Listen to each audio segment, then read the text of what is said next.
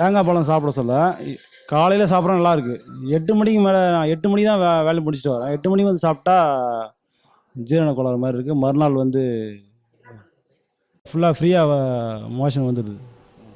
அதாவது எப்படி சொல்கிறீங்கன்னா எப்படின்னா வந்துகிட்டே இருக்குது, காலையிலேருந்து தொடர்ந்து வந்துகிட்டே இருக்குது. அதை காலையில் சாப்பிட்டா வரல, காலையில் ஃபுல்லாக 6 மணிக்கு சாப்பிட்றேன், பழம் சாப்பிட்றேன், உடனே வரல. நைட்டு சாப்பிட்டா சம்டைம்ஸ் ஈவினிங்கில் வந்துடுது. தேங்காய் பழம் எடுக்கிறது காலை 6 மணி முதல் இரவு 6 மணி வரைக்கும், அதிகபட்சம் 7 மணிக்குள்ளே முடிக்கணும். முடிச்சிங்கன்னா நீங்கள் சாப்பிட்டதுக்கப்புறம் ஒரு 2 ஹவர், ஒரு 9 மணி 8:30 மணிக்கு அப்படி தான் படுக்கணும். காலையில் வந்து மோஷன் 4 மணிக்கு போகிறது ரொம்ப இயல்பாக இருக்கீங்க, ஆரோக்கியமாக இருக்கீங்கன்னு அர்த்தம். கழிவு எந்த அளவுக்கு நீங்கதோ அந்த அளவுக்கு உங்களுக்கு ஆரோக்கியம். நீங்கள் எத்தனை தடவை மோஷன் போகிறத பற்றி நீங்கள் கவலையப்படக்கூடாது. நிறைய பேர் என்ன பண்ணிடுறாங்க, கழிவு வந்து போகணும், அதுக்கு நிறுத்தக்கூடாது. உங்கள்கிட்ட கழிவு இருக்குது போகுது, அதனால் அதை பெருசு படுத்த வேண்டாம். தேங்காய் பழத்தால் நல்லது தான் நடக்கும், கொஞ்சம் தீமை நடக்கிறதுக்கு வாய்ப்பு இல்லை. நீங்கள் கொஞ்சம் கொஞ்சமாக மாற்றி பாருங்கள், கண்டிப்பாக. கேட்டிங்க நைட்டு தேங்காய் சாப்பிட்டா மறுநாள் காலையில் வந்து அதிகமாக எனக்கு வந்து அழுக்குங்க வெளியேறுதுன்னு. ஏன்னா நான் இரவு தான் வந்து ஜீரண மண்டலம் எல்லாம் வந்து ஓய்வு பெற்று செரிமானம் ஆகும். அதாவது சூரியன் அஸ்தமானமான பிறகு எல்லா உறுப்புகளும் வந்து அது வேலையை செய்யும்போது உங்களுக்கு வந்து காலையில் எழுந்த உடனே உடம்புல இருக்க கழிவுகளை வெளியேறதுனால உங்களுக்கு அதுமாதிரி ஃபீல் ஆகுது. இது நீங்கள் சாப்பிட்டுனே இருந்தீங்கன்னா ஒரு நாளடைவில், அதாவது உதாரணத்துக்கு மொத்த கழிவு வெளியேறும்போது உங்களுக்கு நார்மல் ஆகும். கழிவு வெளியேறதுனால உங்களுக்கு எந்த வித பாதிப்பு இல்லை, நீங்கள் ஆரோக்கியமாக இருப்பீங்க, எனர்ஜி நிறைய கிடைக்கும். காலை 6 மணிலேருந்து சாயந்தரம் 6 மணி வரைக்கும் பழங்கள் மட்டும்தான் எடுக்கணும்னு சொன்னீங்க சார். ஜூஸஸ் எடுத்துக்கலாமா சார்? திட உணவு தான். பல்லு நல்ல சரியாக இருந்தது அப்படின்னா தேங்காயை சில்லாக எடுத்து சாப்பிடுங்க. இல்லை முடியல அப்படின்னா திருக்கி சாப்பிடுங்க. நீங்கள் ஜூஸ் எடுக்கிறவங்க ரொம்ப பல்லு சரியில்லை அப்படின்னா தான் ஜூஸாக எடுக்கணும். திடமாக சாப்பிட்றது தான் நல்லது. அப்போ தான் உமிழ்நீர் கலக்கணும். நம்ம சாப்பிட்ற எந்த உணவாக இருந்தாலும் உமிழ்நீர் கலக்கணும், அப்போ தான் அது மருந்தாக மாறும். அதனால் நீங்கள் ஜூஸாக குடிக்கும்போது எது குடித்தாலும் கொப்பளிச்சு ஒரு கொஞ்சம் ஜிப் பண்ணி குடிக்கணும். அண்ணாந்து அப்படி தண்ணியே அப்படி தான் குடிக்கணும். எனக்கு ஒரு டவுட் என்னென்னாக்கா, இப்போது சர்க்கரை நோய் இருக்குது. அந்த சர்க்கரை நோய் இருக்கிறவங்க வந்து இந்த மாதிரி பழங்கள்லாம் எடுத்துக்கிறோம் அப்படின்னாக்கா சுகர் ஏறாதா? அடுத்தது வந்து தேங்காய் சாப்பிட்றோன்னா கொலஸ்ட்ரால் ஏறுது அப்படின்னு சொல்கிறாங்க இல்லைங்களா? அது உங்கள் கருத்து என்னங்க? எனக்கு 49 வயசு, 5 வருஷமாக தேங்காய் வாழைப்பழம் சாப்பிட்றேன். எனி ஃப்ரூட்ஸ் எதை வேணாலும் சாப்பிடுவோம், பெருசாக போகிறதில்ல. ஆப்பிள், ஆரஞ்சு அந்த மாதிரி விலை உயர்ந்த பழம் இல்லை, சாதாரண பழம். வாழைப்பழம், கொய்யாப்பழம், மாம்பழம், சொல்லலாம் 1/2 கிலோ சாப்பிடுவேன். ஒரு வேளைக்கு 1/2 கிலோ சாப்பிட்டு முடிப்பேன். அதனால் எனக்கு எந்த நோயும் இல்லை, நிம்மதியாக தான் வாழ்ந்துட்டுருக்கேன். மனம், அதாவது உடல், மனம், உயிர், உடம்பு நல்லா இருக்கணும்னா மனசு கொஞ்சம் ஒத்துழைக்கணும், மனசு அதை கூட போகணும். நமக்கு வந்து ஒரு பழத்தை வாயில் வைக்கும்போது இதை வந்துருமோன்னு நீங்கள் நினச்சிங்கன்னா அது நடக்கும். இல்லை, நீங்கள் கொஞ்சம் கொஞ்சமாக ட்ரை பண்ணுங்கள். எடுத்த உடனே அதுதான் சொன்னேன்ல, நான் ஆரம்பத்தில் சொன்னேன்ல, ஒரு நாளைக்கு ஒரு வேளை மாற்றுங்க.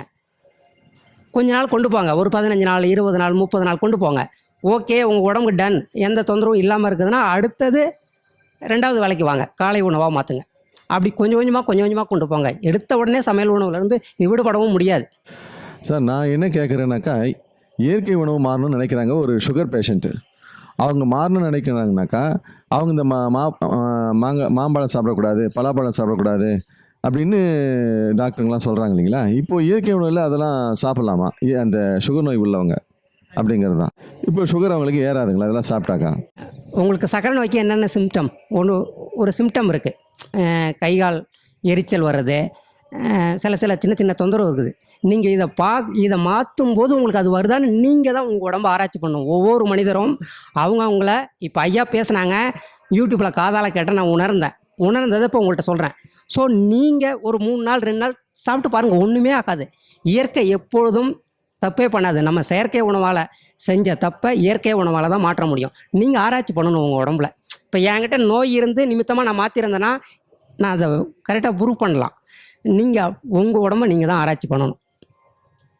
காலையிலையும் நைட்டையும் நான் வந்து காய்கறி தான் சாப்பிட்றேன். நைட்டு வந்து கொஞ்சம் வேக வச்சு சாப்பிட்றேன். காலையில் வந்து இந்த வெள்ளரிக்காய் அந்த மாதிரி, கோவைக்காய் அந்த மாதிரி சாப்பிட்றேன்.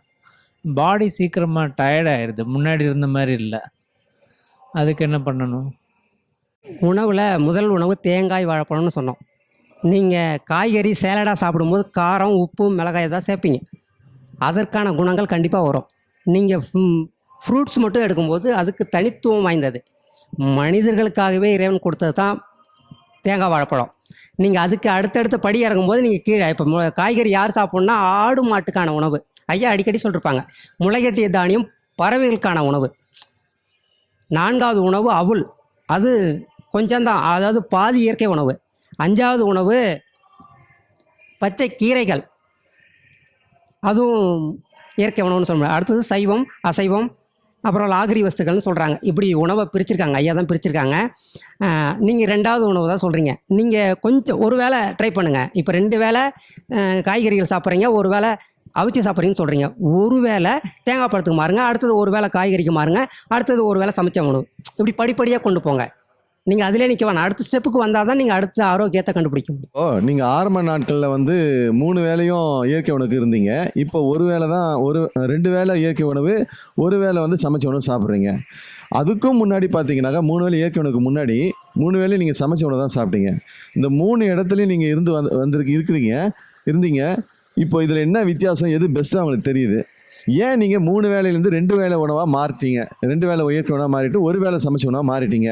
இல்லை உங்களால் அதனால் முடியலையே, என்னால் அங்கே இருக்க முடியல, அதனால் எனக்கு கொஞ்சம் வயிறு கொஞ்சம் கேட்குது, அதனால் நான் இது கொஞ்சம் வயிற்று ரொப்புறேன் அப்படின்ற ஐடியாவில் நீங்கள் மாறி இருக்கீங்களா? எப்படி அது? குடும்பத்தோடு ஒத்து போகணும். ஒன்று, பிள்ளைகள் இருக்கு, கணவன் மனைவி எல்லா பிள்ளைகளோட வாழணும். அப்படின்னா அவங்கள கொஞ்சம் ஒத்திசைவாக நம்ம போனால் தான் குடும்பம் நடத்த முடியும். ஸோ அதை வேணும்னு செய்யலை. நீங்கள் ஒன்றும் இல்லை, நீங்கள் ஒரு வேளை சாப்பாடை கட் பண்ணி பாருங்கள். வீட்டில் இருக்கிற ஆண்கள் ஒரு வேளை சாப்பாடு வேண்டாம், நான் 3 வேளையுமே இயற்கை உணவுக்கு நீங்கள் மாறிடுன்னு சொல்லிட்டீங்கன்னா வீட்டில் சமையல் நடக்காது. காரணம் என்னென்னா, ஒரு சாம்பார் வைக்கணும், ஒரு ரசம் வைக்கணும்னா ஒரு 3 பேருக்கு சேர்ந்து தான் செய்யணும். நம்ம ஒரு ஆளுங்கும்போது 2 பேர் அவங்க வேறு ஏதோ ஆல்டர்னேட்டிவ் பண்ணலாமான்னு பார்ப்பாங்க. அப்போது நம்ம சாப்பிட்றதுனால தான் அந்த காய்கறியாவது அவங்களுக்கு சேருது. நம்ம சாப்பிடல அப்படின்னா அவங்க வேறு மாதிரி ஒரு உப்புமா அப்படி அதெல்லாம் ஒன்றுமே இல்லாத உணவு அப்படி சாப்பிட்றதுக்கு இது பரவாயில்ல. இந்த 3 நிலையில் இருந்தீங்க இல்லைங்களா, அதில் எது பெஸ்ட்டாக ஃபீல் பண்ணீங்கன்னு கேட்குறேன் நான். போன வாரம் விழாக்காம நான் சென்னை வந்தேன், கார் ஓட்டிகிட்டு வந்தேன். ஸோ எனக்கு 40 ரூபா செலவு. நான் தேங்காய் வீட்டிலேருந்து கொண்டு வந்துட்டேன். ஒரே ஒரு 40 ரூபாய்க்கு வாழைப்பழம் மட்டும் இங்கே கிலோ கணக்கு போட்டிருக்கு. ஊர்லலாம் நாங்கள் ஒரு டஜன் கணக்கு அப்படி வாங்கினேன். ஸோ அங்கேருந்து ஒரு 250 கிலோமீட்டர், திரும்பி ஒரு 250 கிலோமீட்டர், காலையிலையும் மதியமும் 2 வேளை தேங்காய் வாழைப்பழத்துலேயே வண்டி ஓட்டிட்டு நான் ஊர் போய் சேர்ந்துட்டேன். ஸோ செலவும் கம்மி, எனக்கு ஆற்றல் அதிகமாக தந்தது இயற்கை உணவு மட்டும்தான். சமையல் உணவு உடம்பை பாதிக்கும், வயிறு எரிச்சல் வரும், நிறைய தொந்தரவு. ஆரம்பிச்சதுலேருந்து உடல் ரீதியாக என்னென்ன மாற்றங்கள்லாம் நடந்திருக்குங்கிறத கொஞ்சம் விளக்கமாக சொல்ல முடியுமா? சமையல் உணவுலேருந்து இயற்கை உணவுமாக மாறும்போது உடல் ரீதியாக நம்ம சமைச்ச உணவு சாப்பிடும்போதும் இயற்கை உணவு சாப்பிடும்போதும் செரிமானம் பிரச்சனை. முதல்ல இது ஜீரணமாகிறது எளிதாக ஜீரணமாகும். நீங்கள் காலையில் 5 இட்லி சாப்பிட்டீங்கன்னா அது ஜீரணிக்கிறது குறைஞ்சது 1 மணிக்கு தான் அடுத்த சாப்பாடு. நீங்கள் இயற்கை உணவு 8 மணி 9 மணிக்கு சாப்பிட்டீங்கன்னா அடுத்த 2.5 ஹவர்லேருந்து 3 ஹவர்லுக்குள்ளே பசிக்கும். ஒன்று, தூக்கம் குறையும். நீங்கள் சமையல் உணவு சாப்பிட்டீங்கன்னா தூக்கம் இல்லது மயக்கம். நீங்கள் ஒரு 8 மணிக்கு சாப்பிட்டுட்டு 4 பரோட்டாவோ இட்லி தோசையோ சாப்பிட்டு படுத்திங்கன்னா ரொம்ப நேரம் தூக்கம் வரும், காலைல விடிய. இந்த சாப்பாடு 4 மணி, அதாவது கோழிக்கு ஊறதுக்கு முன்னாடி எந்திரிப்பு. கிராமத்தில் இல்லை, நீங்கள் இயற்கை உணவுக்கு மாற்றினா தூக்கம் வரும், அளவான தூக்கமாக இருக்கும். 5லேருந்து 6 மணி நேரம் தூங்கினாவே போதும். நம்ம உடம்பு மேலே கவனத்தை வைக்கணும். இப்போ தூக்கம் வரலன்னா அப்படியே மல்லாந்து சாந்தி ஆசனத்தில் படுத்துடுங்க. புருவ மத்தியில் நினைவைங்க. நினைவை தூக்கம் வரலன்னு நினைக்கக்கூடாது. புருவ மத்தியில் நினைவைங்க, அல்லது எதுலேயும் ஒரு பர்டிகுலர் கடவுள் மேலேயோ அல்ல பர்டிகுலர் இதில் நினைவு வச்சுட்டு அப்படியே படுத்துருங்க. தானாக தூக்கம் வந்துடும். அது தூக்கம் வரலன்னு தூக்க மாத்திரையெல்லாம் போடவே கூடாது, தூக்கம் வந்துடும். சரி, நல்லா இருக்கும்போது தூக்கம் வராட்டா ரொம்ப நல்லது. முதல்ல சமையல் உணவுக்கு தான் தூக்கம் நல்லா வரணும். ஒரு இயற்கை உணவுக்கு மாற இயல்பாகவே தூங்கக்கூடிய காலம் பாருங்க, தூங்கக்கூடிய காலம் குறைஞ்சிடும். விழிச்சிருக்க காலம் மனிதனை தவிர பறவை விலங்கிய தான் தூங்குதான். அது எவ்வளோ இறைய தேடி பகல்லாம் அலையுது, பறக்குது, எவ்வளோ அலுப்பு இருக்கும். நம்மளாம் ஒயிட் காலர்ஸ் சும்மா அப்படி உட்காந்துட்டு துட்டை வாங்கிட்டு இருக்கிறோம். அப்போ அதுகளுக்கு எவ்வளோ தூக்கம் வரணும், உடலுக்கு. காரணம் அது பரம்பரையாக அன்னையிலேருந்து தனக்குரிய இயற்கை உணவு, சமைச்ச உணவு சாப்பிடலை. சமையல் உணவு தான் தூக்கத்துக்கே காரணம். நோய் வந்து தூக்கம் வராட்டா அது நோய் காரணம். நல்ல ஆரோக்கிய நிலையில் தூக்கம் வரலைன்னா நீங்கள் கவலையப்படாதீங்க. ஆனால் ஓய்வு விடுங்க. சாந்தி ஆகின மாதிரி புருவ மத்தியில் சிந்தனை தெரிஞ்சு வைங்க. அதுவும் முடியலன்னா தானாக தூக்கம் வர வரலாம் ஏதாவது படிங்க, எழுதுங்க, பணி செய்யுங்க, பரவாயில்ல. சந்தேகம் இருக்கா? அம்மா கேட்ட கேள்விக்கு எனக்கு தெரிஞ்ச விளக்கம் இதுதான். அதனால் வீட்டில் போனாலும் நீங்கள் மாதிரி ஃபேனு போட்டாதீங்க. போடாமல் இருக்க நல்லது. ஏசி இருந்தால் ஏசி போடாதீங்க. காசும் செலவு, உடம்பும் கெட்டு போகுது. வேத்தா நல்லது. வேறு வரணும் தானே நீங்கள் ஜாக்கிங் போகிறீங்க, யோகா செய்கிறீங்க. யோகாவில் கொஞ்சம் வேக்கும், அதிகம் வைக்காது. முழுமையாக கொண்டு வரணும்னா இந்த மாதிரி கூட்டத்துக்கு வரணும், புக்கை படிக்க வைக்கணும். அப்படி இல்லைன்னா விட்டுற முடியாது. நீங்கள் அப்படியே பொறுமையாக சொல்லிக்கிட்டே இருங்க. பழங்களை கொடுங்க, அப்படியே இது பண்ணுங்க. அவன் வரவே மாட்டேக்கான்னா என்ன பண்ணுறது? வரவே மாட்டேன்னா நீங்கள் உங்களுக்கு என்ன இருந்தால் முயற்சி பண்ணிக்கிட்டே இருங்க. இப்போ புரிஞ்சிட்டு தான் இந்த இது ஏதோ தூக்கத்துக்கு பாயிண்ட்டு. அதனால் எதுவுமே சும்மா இருப்பதே சுகன்னு ஒரு சித்தர் சொல்லியிருக்காரு, கேள்விப்பட்டிருக்கீங்களா? சிந்தனை வேண்டாம். தூக்கம் வரல, தூங்குறவங்கள அதே சொல்கிறாங்க நோயின்னு. எந்த நேரம் தூங்கிட்டு இருக்கான், ஆணும் பெண்ணும் தூங்கிட்டே இருக்காங்க, அது ஒரு நோய். எது எடுத்தாலும் நோய். நீங்கள் இயல்பாக விட்டுடுங்க. ஆனால் பிரச்சனைக்கெல்லாம் காரணம் 3 வேளை சமைச்சு சாப்பிட்டு தான். நீங்கள் சமையலை விட பிரச்சனையே கிடையாது. ஆனால் இயல்பாக நீங்கள் சமையலை விட தூக்கத்துடைய அளவு குறையும், நேரம் குறையும். அதை தப்பாக எடுக்கக்கூடாது. தூங்காமல் தூங்கி சுகம் பெறுவது எக்காலன்னு சித்தர் பாடியிருக்காரா? அப்புறம் என்ன தப்புன்னா அது சொல்லுவாரா? தூங்காமல் தூங்கிறது இல்லை, ஆனால் நினைவு தூங்கிறது. விழிப்பு நிலையில் இருக்கிறார். அந்த அம்மா ரொம்ப வெயிட்டு, கண்டிப்பாக உணவை மாற்றணும். உணவு விடுங்க. முடியாட்ட ஒரு வேளை தான் சமையல் உணவு. அதுவும் சமையல் உணவுலையும் இந்த அரிசி சாதத்தை விடுங்க. காய்கறி கீரை அதிகமாக சாப்பிடுங்க. மலிஞ்ச காய்கறி கீரை அல்லது கூழ் குடிங்க. கேப்பக்கூழ், கம்பங்கூழ் குடிங்க. சாதம்னு நீங்கள் சாப்பிட வேண்டாம், இட்லின்னு சாப்பிட வேண்டாம். ஒரு வேளை சமையல் நிச்சயம் கொஞ்சமாக குறைஞ்சிடும். அப்புறம்தான் யோகாவும் செய்யுங்க. நியமத்துக்கு அப்புறம் தான் ஆசனம் வச்சுருக்காரு பதஞ்சலி. எண்மை யோகத்தில் ஏமம், இந்த உடலுக்கு ஒவ்வாதெல்லாம் விடணும். நியமம்னா உடலுக்கு எது நல்லதோ அதை எடுத்துக்கணும். நல்லது கெட்டதுன்னு எப்படி? இயற்கைன்னு சொல்கிறதெல்லாம் நல்லது, செயற்கைன்னு சொல்கிறதெல்லாம் கெட்டது. அதே தான் அர்த்தம், விளக்கம். இப்போ உடை போடுவது செயற்கை, உடம்பு கெடுதல் தான். இப்போ நாகரிங்கிற போல எந்த நேரமும் சட்டை கழட்ட மாட்டேங்கிறோம். முடி வெட்டுறது செயற்கை. இது சாமியார் நேரத்தை முடி இருக்குது இயற்கை. இப்படி எல்லா விஷயத்திலையும் குளிக்கிறது பச்சை தண்ணி தான் குளிக்கணும், வெந்நீர் செயற்கை. அப்புறம் சாப்பாடும் வெந்தது தின்னு விதி வந்தால் செத்துட்டு இருக்கோம். முடிஞ்ச அளவு கொஞ்சம் கொஞ்சமாக வேகாமல் திங்கணும், பச்சையாக திங்கணும். பச்சையாக திங்கிறதுல எது சாப்பிட்றது? தேங்காயும் பழங்களும் சாப்பிடும்போது உப்பு கேட்காது, உரப்பு கேட்காது. நீங்கள் வேணால் தேங்காய் பழம் சாப்பிடும், உப்பு கேட்க நாக்கு இன்னும் ஒன்றும் சொல்ல மாட்டேங்கிங்க. கொஞ்சம் அடங்குது, உரப்பு கேட்கா. இது நீங்கள் பச்சை காய்கறியோ அவ்வளோ சாப்பிடுங்க, முளைக்கட்டிய தானியம் சாப்பிடுங்க. எல்லோரும் கொஞ்சம் உப்பு போடுறாங்க, நான் மட்டும் உப்பு போட வேண்டாம் அதுக்குன்னு சொல்லிக்கிட்டு இருக்கேன். உப்பு போடுறாங்க, கொஞ்சம் உரப்புக்கு மிளகா போடுறாங்க, இல்லாட்டா என்ன மிளகுத்தூள் காரத்துக்கு போடுறாங்க. இயற்கை சொல்லுது தேங்காய் பழம்தான் மனித உணவு, அது கேட்க மாட்டேங்குது. இது பச்சை காய்கறிகள், முளை வந்த தானியங்கள், பச்சை கீரைலாம் அந்நிய உணவு, ஃபாரின் உணவு. அதனால உப்பு கேட்கு, நாக்கு இல்லை, நெஞ்சத்தை கொடுத்து சாப்பிட்றோம். விளங்குதா? கண்டிப்பாக சாப்பிடலாம், ஆகாது, கவலையே வேண்டாம். இந்த மண்டையிலேருந்து இந்த சந்தேகத்தை கழட்டணும். சொல்கிறது நல்லா இருக்கு, ஆனால் பல நேரங்களில் இதை ஃபாலோ பண்ண முடியுது. சில நேரங்களில் சாப்பாடு டெம்ப்ட் பண்ணுது, என்ன பண்ணுறது? சாப்பாடு சாப்பிடணும்னு டெம்ப்டேஷன். பல கல்யாணத்துக்கு போகிறோம், அந்த டேஸ்ட்டு பார்த்தோன்னே மயங்கிடுது மைண்டு. அதுக்கு என்ன பண்ணுறது? சாப்பாடு கேட்குதுன்னா நம்ம புத்திக்கு நம்மளே பாடம் சொல்லணும். வாழ்கிறக்கா சாப்பிடணுமா, சாப்பிட்றக்கா வாழ்கிறோமா? அவர் எல்லோரும் சாப்பிட்றக்கா தான் வாழ்ந்துட்டுருக்கீங்க. அவருக்கு இன்னும் புரிய மாட்டேங்கா, அவ்வளோ தூரம் பிரெயின் டல்லு. வாழ்கிறக்கா சாப்பிட்னா சமையல் உணவு முடிஞ்ச அளவு விடணும். இதுக்கு நீங்கள் போகிறத தவிர்க்கணும். கல்யாணம் வீட்டுக்கு போகக்கூடாது, சமையல் கிட்டக்கிட்ட போகக்கூடாது. அப்படியே டெம்டேஷன் வந்தாலும் நான்லாம் இந்த பாருப்பா இப்படி கேட்டேன்னா உங்களால் முடியவே முடியாது. உங்கள் போக்கில் போங்க. எல்லாத்துக்கும் அந்த படம் இல்லை. அந்த அவர் மாறிட்டார், இந்த மாறிட்டார்.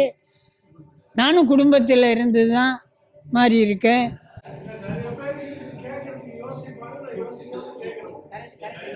பதில் சொல்லியாச்சு. நீங்கள் வாங்க, அவர் வாங்க மாட்டேக்காருன்னு அங்கே பார்க்காரு. பதில் சொல்லுத வாங்க மாட்டேங்கிங்க. வாழ்றக்கா சாப்பிட்ணுன்னா அது பிரச்சனை இருக்குன்னா சமையல் உணவு அதிகம் சாப்பிடக்கூடாது. இன்னும் வேணும்னா சமையல் அறைக்கிட்டே போகக்கூடாது. பக்கத்தில் யாரும் சமையல் உணவு சாப்பிட்டேன்னா டெம்டேஷன் உங்களுக்கு வருது. அப்போ நீங்கள் பக்கத்தில் யாரும் உங்கள் பக்கத்தில் சமையல் உணவு சாப்பிடக்கூடாது. நீங்கள் வீட்டுக்குள்ளே வானப்பிரசனல் மாதிரி வனப்பறவைசம் மாதிரி நீங்கள் தனியாக உட்காந்து சாப்பிட்டுட்ருக்கணும். அதுக்காக சமையல் தொடாமலேயும் வாழ முடியாது. என்றைக்கோ ஒரு நாள் சாப்பிட்லாம். அதில் ஒரு வேளை தான் சமையல் உணவு. அதுவும் இல்லைன்னா உங்களுக்கு பெரிய பிரச்சனைனா ஒரு வேளை டெய்லி சமைச்சு சாப்பிட்லாம். மற்ற நேரம் அப்படி சாப்பிடுங்க. இப்போ 3 வேளை சமைச்ச உணவு சாப்பிட்டு இருந்து நீங்கள் சொன்ன மாதிரி படிப்படியாக மாற சொல்கிறீங்க. இப்போ நீங்கள் சொல்கிற மாதிரியே நம்ம வந்து தேங்காய் பழம் ஒரு வேளை சமைச்ச உணவு சாப்பிடும்போது இப்போ இன்றைக்கி இருக்க காலகட்டத்தில் நிறைய குழப்பங்கள், நிறைய பேருக்கு குழப்பங்கள் இருக்குது, யாரும் கேட்கல. அதை இப்போ நான் தெளிவாக கேட்குறேன். இந்த பிளட் டெஸ்ட்டுன்னு ஒன்று எடுத்துடுறாங்க. B12, ஒமேகா, புரோட்டீனு, கொலஸ்ட்ராலு, அப்புறம் வந்து LDL, HDL இன்னொன்று எழுதி இதெல்லாம் சாப்பிட்டா வந்து பத்தாது, நீங்கள் வந்து கொழுப்பு நிறைய சாப்பிடணும், பருப்பு சாப்பிடணும், பால் சாப்பிடணும். ஸோ இதுமாரி வந்து நம்மளை வந்து இவங்களே வந்து தேங்காய் பழத்தில் இதெல்லாம் இருக்கா, தேங்காய் பழம் சாப்பிட்டா உங்களுக்கு இதெல்லாம் கிடைக்குமா, அயன் இல்லை, விட்டமின் இல்லை, பழம் சாப்பிட்டா பத்தாது, நீங்கள் வந்து புரோட்டீன் எடுத்துக்கணும், பால் எடுத்துக்கணும், இல்லைன்னா பலவீனம் அடைஞ்சிரும், ஒமேகா ஃபேட்டு, இந்த ஃபேட்டு, அந்த ஃபேட்டு லிஸ்ட்டு போட்டு நீ வியாபாரம் பண்ணுறாங்க. இது கொஞ்சம் டீட்டெயில் எங்களுக்கு விலைக்கு சொல்லும். அதை படித்த கூட்டம் தான் அந்த மாதிரி குழம்புது. அவர் கேட்டது உங்களுக்காக வேண்டி தான். அவர் தெளிவாக இருக்கார். கேட்டிங்களா? உங்களுக்காக வேண்டி தான் அந்த கேள்வியை கேட்டு பதில் வரவழைக்கிறாரு. நீங்கள் இந்த மருத்துவம், லேபு, அந்த பரிசோதனைலாம் இயற்கையா செயற்கையா? செயற்கை நம்பாதீங்க. உணவு, உடை, முடி வெட்டுறது, குளிக்கிறது, குடிக்கிறது 2 கேள்வி போடுங்க. இயற்கைன்னு சொல்கிறத எவ்வளோக்குள்ள அதிகம் கூட்டிக்கிட்டே போக முடியுமோ கூட்டுங்க. செயற்கைன்னு சொல்கிறத எவ்வளோக்குள்ள குறைக்க முடியுமோ குறைச்சிக்கிட்டே வாங்க. இதுதான் 2 பாயிண்ட்டு தான். சுட்ட பழமா சுடாத பழமா மாதிரி இயற்கை செயற்கைன்னு தான். அதனால் அவர் மருத்துவர் சொல்கிறாரு, லேபு சொல்லுது, பரிசோதனை கூட ஆய்வு கூட சொல்லுதெல்லாம் போக வேண்டாம். அதெல்லாம் செயற்கை. அவங்க இன்னும் சொல்லப்போனால் அனைவருக்கு தெரியாது. தெரிஞ்சவங்களும் அப்படி சொன்னால் தான் நீங்கள் போவீங்க, அவங்களுக்கு கட்டணம் வரும். நீங்கள் போகட்டேன்னா அவங்களுக்கு கட்டணம் கிடையாது, வருமானம் கிடையாது. நீங்கள் ஏன் அவங்கள நம்புறீங்க? அதனால் போகவே வேண்டாம். உங்கள் உடம்பு தான் உண்மையான ஆய்வு. உங்கள் உடம்பை சொல்லுங்கள், உள்ளே நோக்குங்க. சிந்தனை, வெளியே போகிற சிந்தனை நம்ம உடம்புல நல்லா தூங்குறோமா, மனது நல்லா இருக்குதா, உடல் உபாதை குறைஞ்சிட்டு வருதா, உபாதை இருக்குதா, அப்போ இப்படி மாற்றுவோம், சாப்பாட்டை மாற்றி வைப்போம், உபாதை குறையுதா என்னன்ட்டு அப்படி நீங்கள் சிந்தனையை உள்நோக்கணும், வெளியே போகக்கூடாது. இதுதான் அதுக்கு வழி. பழத்தில் நம்மளுக்கு வந்து அந்த உடலுக்கு தேவையான புரதச்சத்து, இரும்பு சத்து, நியூட்ரிஷன் எல்லாம் சொன்னேன். இந்த பட்டியலெல்லாம் இருக்கா? பழத்தில் இருக்குங்களா? இது போதுமா? இப்போ மண்புழு மண்ணை தானே திங்குது, வேறு எதுவும் திங்குதா? இன்னொன்று மண்புழு வேறு எதுவும் திங்குதா? மண்ணை தவிர தானியத்தையோ இலையோ அதில் சோறோ இட்லியோ திங்குதா? ஒன்றும் சொல்ல மாட்டேங்கிங்களே. அது இயற்கையான மண்ணும் திங்குது, ரசாயன உரம் போட்ட மண்ணும் திங்குது, மருந்து அடித்த மண்ணும் திங்குது. இந்த மாதிரி அவரை மாதிரி அது கேள்வி கேட்டுகிட்டே இருக்குது. மண்ணை தின்னா எனக்கு கலோரி கிடைக்குமா, விட்டமின் கிடைக்குதா, அது கிடைக்குதா, இது கிடைக்குதான்னு கேட்குதே. அன்னையிலேருந்து இன்னை வரலும் மண்ணை தான் திங்குது. நீங்கள் 6 அறிவு படிக்கிறதுனால தான் நீங்கள் இப்படி வம்புல போகிறீங்க. பகுத்தறிவு எதுக்கு? இயற்கையா செயற்கையா? அதுக்கு தான் பகுத்தறிவு கொடுத்த ஆண்டவன். நீங்கள் பகுத்தறிவு அதை விட்டுட்டு வேறு எங்கெங்கெல்லாம் போகிறீங்க. நீங்கள் என்ன இல்லை, உலக மனிதர்கள் முக்கில் முண்டாண்டி வரை இப்படி தான் போயிட்டுருக்கீங்க. அப்போ உங்களுக்கெல்லாம் தீர்வே கிடையாது. நான் உங்களுக்கு விளக்கம் சொல்ல தேவையில்லை. ஏன் உயிராற்றல் வீணாக போகுது. வெந்தய தின்னா விதி வந்தால் செத்துக்கிட்டு இருக்கான். வேகாத தின்னா விதி வந்து சாக மாட்டான். விதியே மதியாக விழலான் இருக்கான். அந்த மதி இந்த மடி தான். குரங்கு இன்னைக்கு என்ன நல்ல கவனிங்க, குரங்குலேருந்து தான் மனிதன் வந்தான்னு அநேக பேர் ஒத்துக்கிடுறாங்க. அப்படி தானே? சில பேர் தான் 1-2 பேர் அது எதிர்வாதம் பண்ணுறதா நான் கேள்விப்பட்டேன்.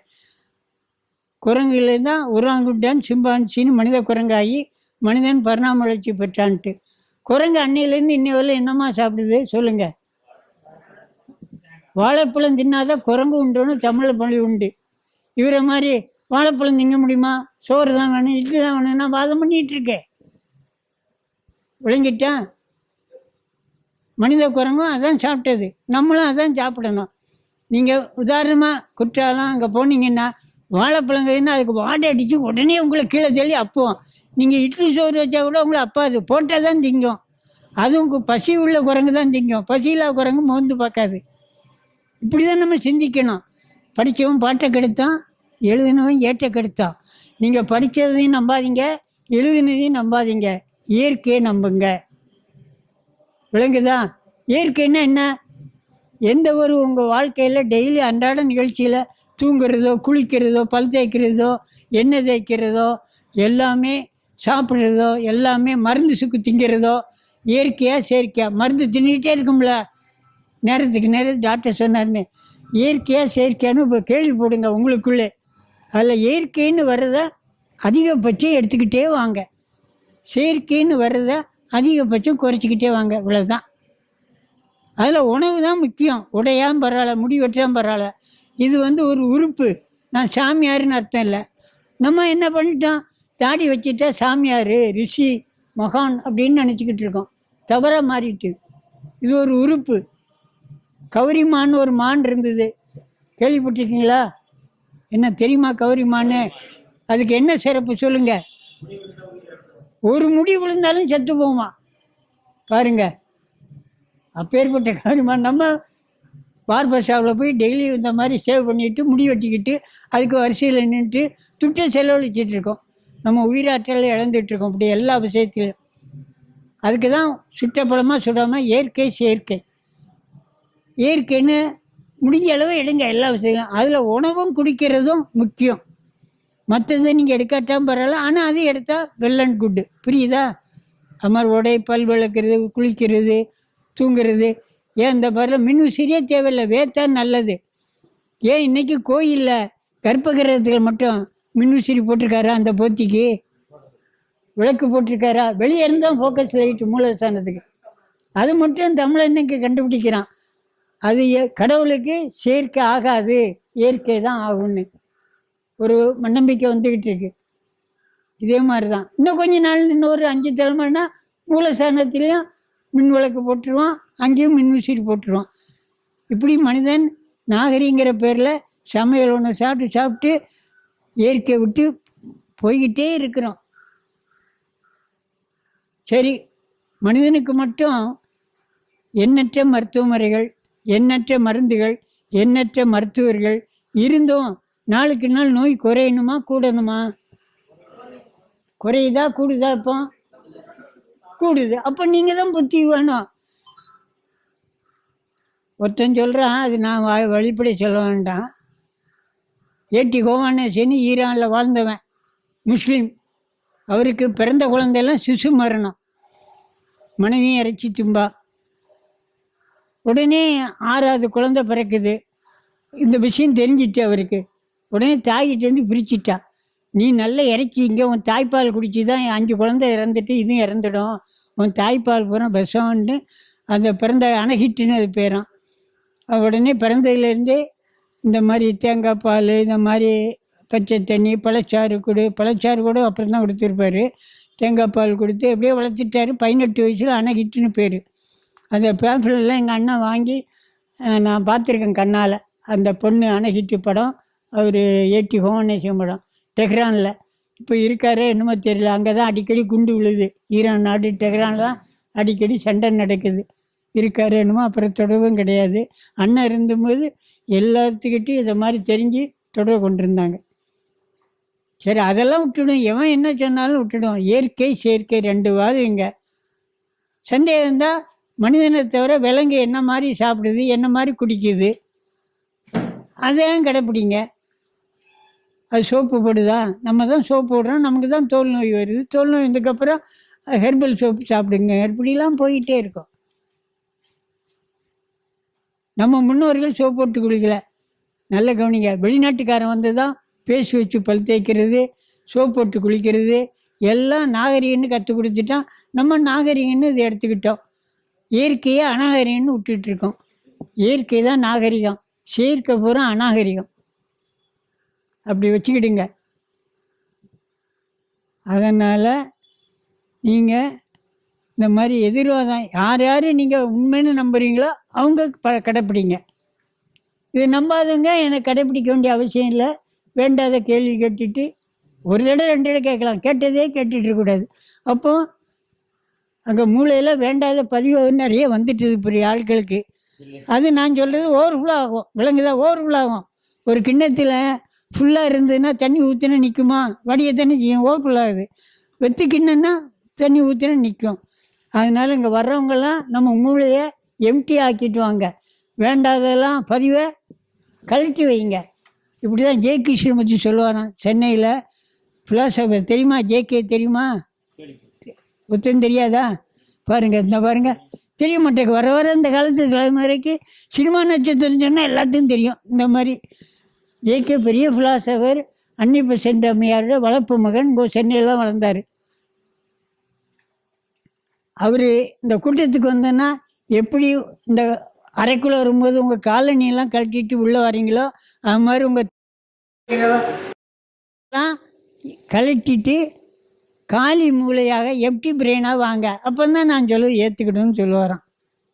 அந்த மாதிரி இல்லைன்னா ஓவர்ஃபுல் ஆகும். அப்படி தான் சொல்லுவது ஏற்காது. உங்களால் முடியலையா, பின்பற்ற முடியலையா, அப்போ போங்க. நான் யாரும் கட்டாயப்படுத்தலை. இயற்கை உணவை இரவுலையும் சாப்பிடலாமா? எவ்வளோ சாப்பிடலாம் அப்படின்ற ஏதாவது அளவு இருக்கா ஐயா? எந்த நேரத்தில் சாப்பிடணும், எவ்வளோ அளவு அப்படி இருக்கா? இயற்கை உணவுக்கு அளவும் கிடையாது, வேலையும் கிடையாது.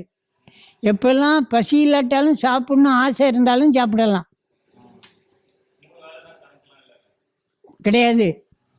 நான் ஆரம்பத்தில் முழு இயற்கை உணவுக்கு மாறும்போது 10 வேளை 12 வேளை நடுராத்திரியும் பசிக்கும், 12 மணிக்கும் தூக்கம் வராது. அப்போ சாப்பிட்டா தானே தூக்கம் வரும்னு பதிவு. அப்போ கொஞ்சம் பழம் சாப்பிட்டு தண்ணி குடிச்சு தூங்க போவேன். ஆனால் தேங்காய் மட்டும் பகல்லாம் சாப்பிட்ணும். இரவில் சாப்பிட்டா செரிமான கோளாறு வரும். தேங்காய் மட்டும் பகலில். பழங்கள் எல்லா பழங்களும் எந்த பகலை ராத்திரி எப்போ பசிக்குதோ அப்போல்லாம் சாப்பிடலாம். புரியுதா? தப்பே கிடையாது.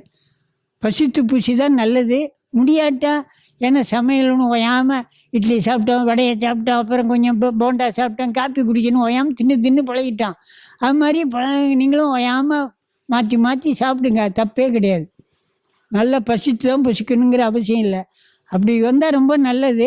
முடியாட்டா லேசு பசியை கொஞ்சம் ஆசை வருதுன்னா வெரைட்டியை மாற்றி மாற்றி சுட்டதா சுடாததா, இயற்கையா செயற்கையா முடிஞ்சாலும் மாறுங்க. அதில் கூடுமானவரில் தேங்காய் பழங்கள், 2வது நட்ஸில் பாதாம், பிஸ்தா, அக்ரூட்டு, முந்திரி பருப்பு, பிளைன் நட்டு, இது பெரும்பாலும் எடுங்க. முடியாட்டை தான் கனி இருப்ப காய் கவர்ந்துட்டு. கனி இல்லைன்னா தான் காய்க்கு போகணும். தமிழன் சொல்லியிருக்கான். என்ன சொல்லியிருக்கான்? கனி இருப்ப காய் வேண்டாம், கனி இல்லைன்னா தான் காய்க்கு போகணும். அதே தமிழன் சொல்ல விட்டுடுமா? நீங்கள் வாழைக்காய் சாப்பிட்டீங்களா, வாழைப்பழம் சாப்பிட்டீங்களா? அதில் மட்டும் வரீங்களா? ஏன் வாழைக்காய் திங்க வேண்டியதானே? அது சோப்பெல்லாம் கிடையாது. ஏன் அது மட்டும்? அதே மாதிரி தான் எல்லாத்துக்கும். அதே மாதிரி தான் பழம் இல்லைன்னா தான் பச்சை காய்கறிகள், கேரட்டு, பீட்ரூட்டோ, சுரைக்காயோ, வெண்டைக்காயோ, வெண்பூசணிக்கோ போகணும். இல்லைன்னா அது போக வேண்டிய அவசியமே இல்லை. இதில் அனைவரும் சொல்கிறாங்க பச்சை காய்கறி வைத்தியன்னு. கோயம்புத்தூரில் முந்தைய சில பேர் சொல்லிகிட்டு இருக்காங்க. அது இந்த நோய்க்கு இன்னும் காய்கறியா? அதெல்லாம் கிடையாது, நம்பாதீங்க. என்ன வேணால் பச்சையாக சாப்பிட்டேன்னா நோயே கிடையாது, நோய் போயிடும். நீங்கள் இதை விட்டு உணவை மாற்றாமல் எந்த டாக்டர்கிட்ட எங்கே போனாலும் சரி நோய் போகாது. இது அன்னையிலேருந்து மற்றவங்களும் சொல்லியிருக்காங்க. நானும் இந்த பட்டறிவில் தான் சொல்கிறேன். எனக்கு என்ன நோய்னா லெப்ரசி. ஏதாவது அறிகுறி இருக்கா? லெப்ரசின்னா தெரியுமா? தமிழில் ஆங்கிலம் சொன்னால் தெரியாதா? லெப்ரசின்னா தெரியாதா? பாருங்கள், தெரிய மாட்டேங்குது. அந்த குஷ்ரோன்னு தெரியுமா? எம்ஆர் ராதா தெரியுமா?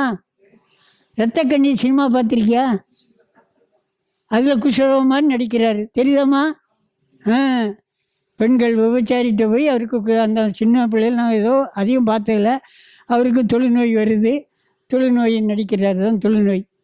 எங்கள் அப்பா பரம்பரையாக வந்தது, எனக்கு வந்துட்டு. அப்புறம் இது சாப்பிட்டு தான் யோகாலாம் செஞ்சேன், குணமாகலை. 8 வருஷம் மாத்திரை மருந்து யோகாலாம் செஞ்சேன், குணமாகலை. அப்புறம் இது தெரிஞ்சவொடனே எது மாத்திரை விட்டேன், யோகா செய்யலை. பசினெல்லாம் மாற்றினேன். எத்தனை வேணாலும் பசிக்குதோ, 10 வேளை 12 வேளை நடராத்திரியும் பசிக்கும் சாப்பிடுவேன். வளைய ஆரம்பித்து சுண்டு விரல் நிமிர்ந்தது. அந்த லெப்ரமேட்டிக் பேச்சஸில் உணர்ச்சி வந்துட்டு அதில் குளிப்புங்கிற அல்சர், அந்த லெப்ரமேட்டிக் பேச்சஸில் குளிப்புன்னு வரும். அது கந்த பவுடர் வச்சு ஆறலை, ஒன்றுமே வைக்கலாம், ஆறிட்டுது. அப்புறம் தான் எனக்கு கல்யாணம் ஆச்சு. இந்த பரம்பரை நோய், கிருமி நோய், கர்ம நோயெலாம் சமையல் உணவுக்கு தான் பொருந்தும். ஈர்க்கு உனக்கு வந்துட்டா பரம்பரை நோயும் கிடையாது, கர்ம நோயும் கிடையாது, கிருமி நோயும் கிடையாது. கர்ம நோயின்னா ஒரு விளக்கம் சொல்கிறேன். ரமண மகரிஷி கேள்விப்பட்டிருக்கீங்களா? திருவண்ணாமலை, அவருக்கு புற்றுநோய் வந்துட்டு, தெரியுமா தெரியாதா? முதுகில்.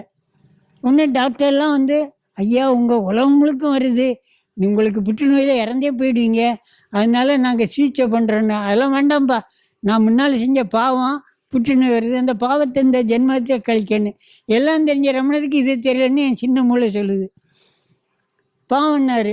அப்புறம் ஓயாமல் டாக்டர் பிரெயின் வாஷ் பண்ணிட்டார், ரமணர் பிரெயின் வாஷ். சரிப்பா, நீயும் அறுவை சிகிச்சை பண்ணு, ஆனால் நீ மற்றவங்களாம் அறுவை சிகிச்சை பண்ணுறக்கும் போது வழி தெரியாமல் குளோரோஃபார்ம் வழி தெரியாமல் அந்த ஊசி போடுவேன், எனக்கு அது வேண்டாம், நான் தியானத்திலே வழி இல்லாமல் வழி தெரியாமல் இருப்பேன்னு இருக்காரு. உடனே வந்து அது போடலையாம், மயக்க மருந்து ஊசி போடலையாம், அதில் மட்டும் தியானத்தில் இருந்தாராம். பிறகு அறுவை சிகிச்சை முடிஞ்ச உடனே கண் விழித்ததாக நான் கேள்விப்பட்டேன்.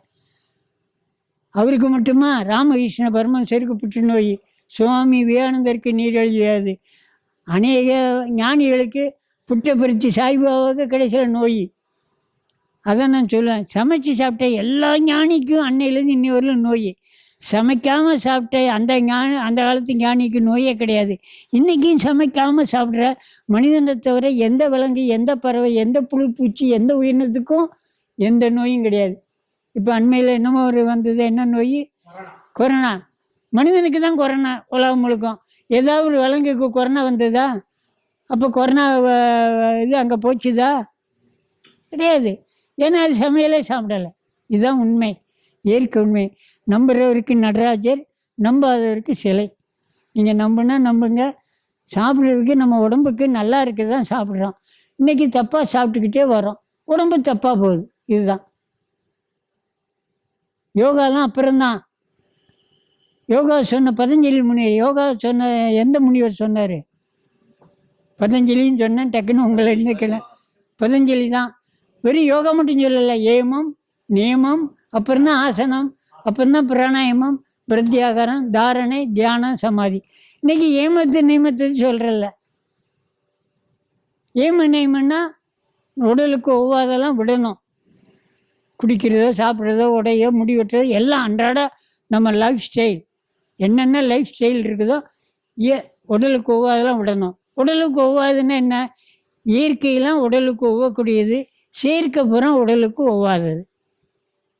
தப்பாடுத்துறாங்க. அந்த காலத்து சாதுக்கள், நிர்வாண சாதுக்கள் கேள்விப்பட்டிருக்கீங்களா? உடை அணிஞ்சாங்களா? அதில் கூட ஏதோ திண்டுக்கல் பக்கம் ஒரு சாமியார் இப்படி காலை வச்சு தன்னுடைய ஆண் உறுப்பை மறைச்ச மாதிரி படம் பார்த்துருக்கேன். அப்புறம் தான் கோவணம் கட்ட ஆரம்பித்தாங்க. இன்றைக்கி எல்லா சாமியும் சட்டை, அப்புறம் பேண்ட்டு. எல்லா சாமியாரும் பேண்ட்டு சட்டை போட ஆரம்பிச்சிடும். மனிதர்களே பேண்ட்டு சட்டை.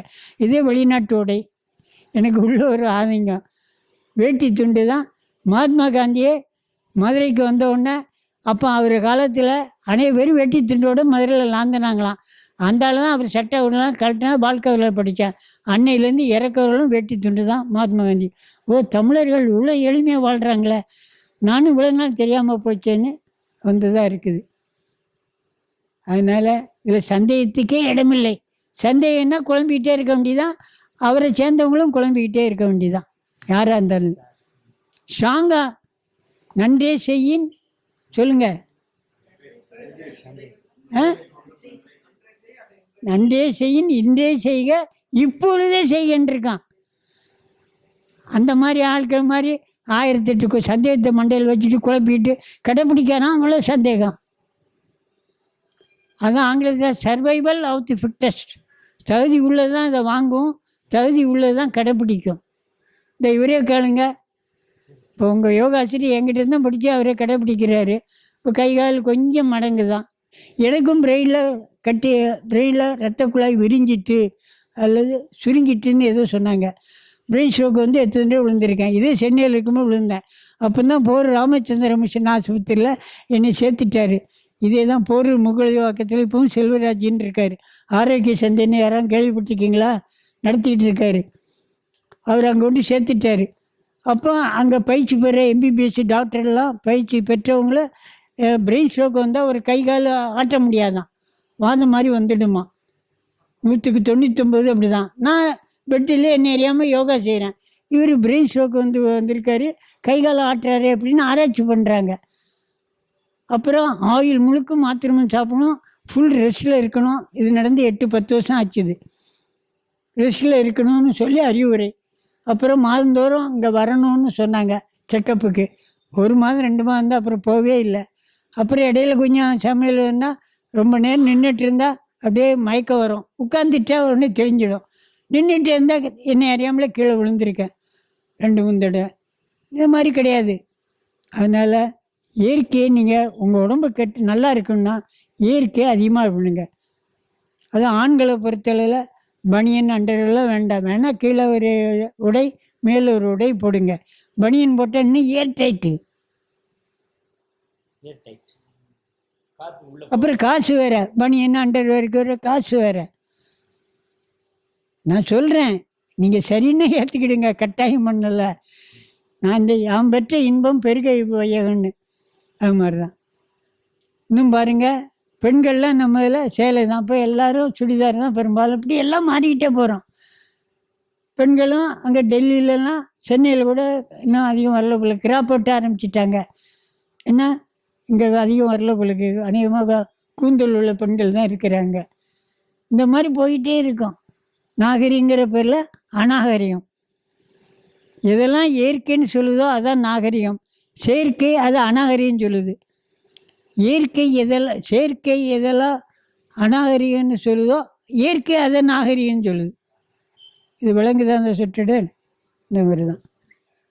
அதனால் வாழ்கிறக்கா சாப்பிடணுன்னா நீங்கள் கொஞ்சம் கொஞ்சமாக மாற்றி தான் ஆகணும்.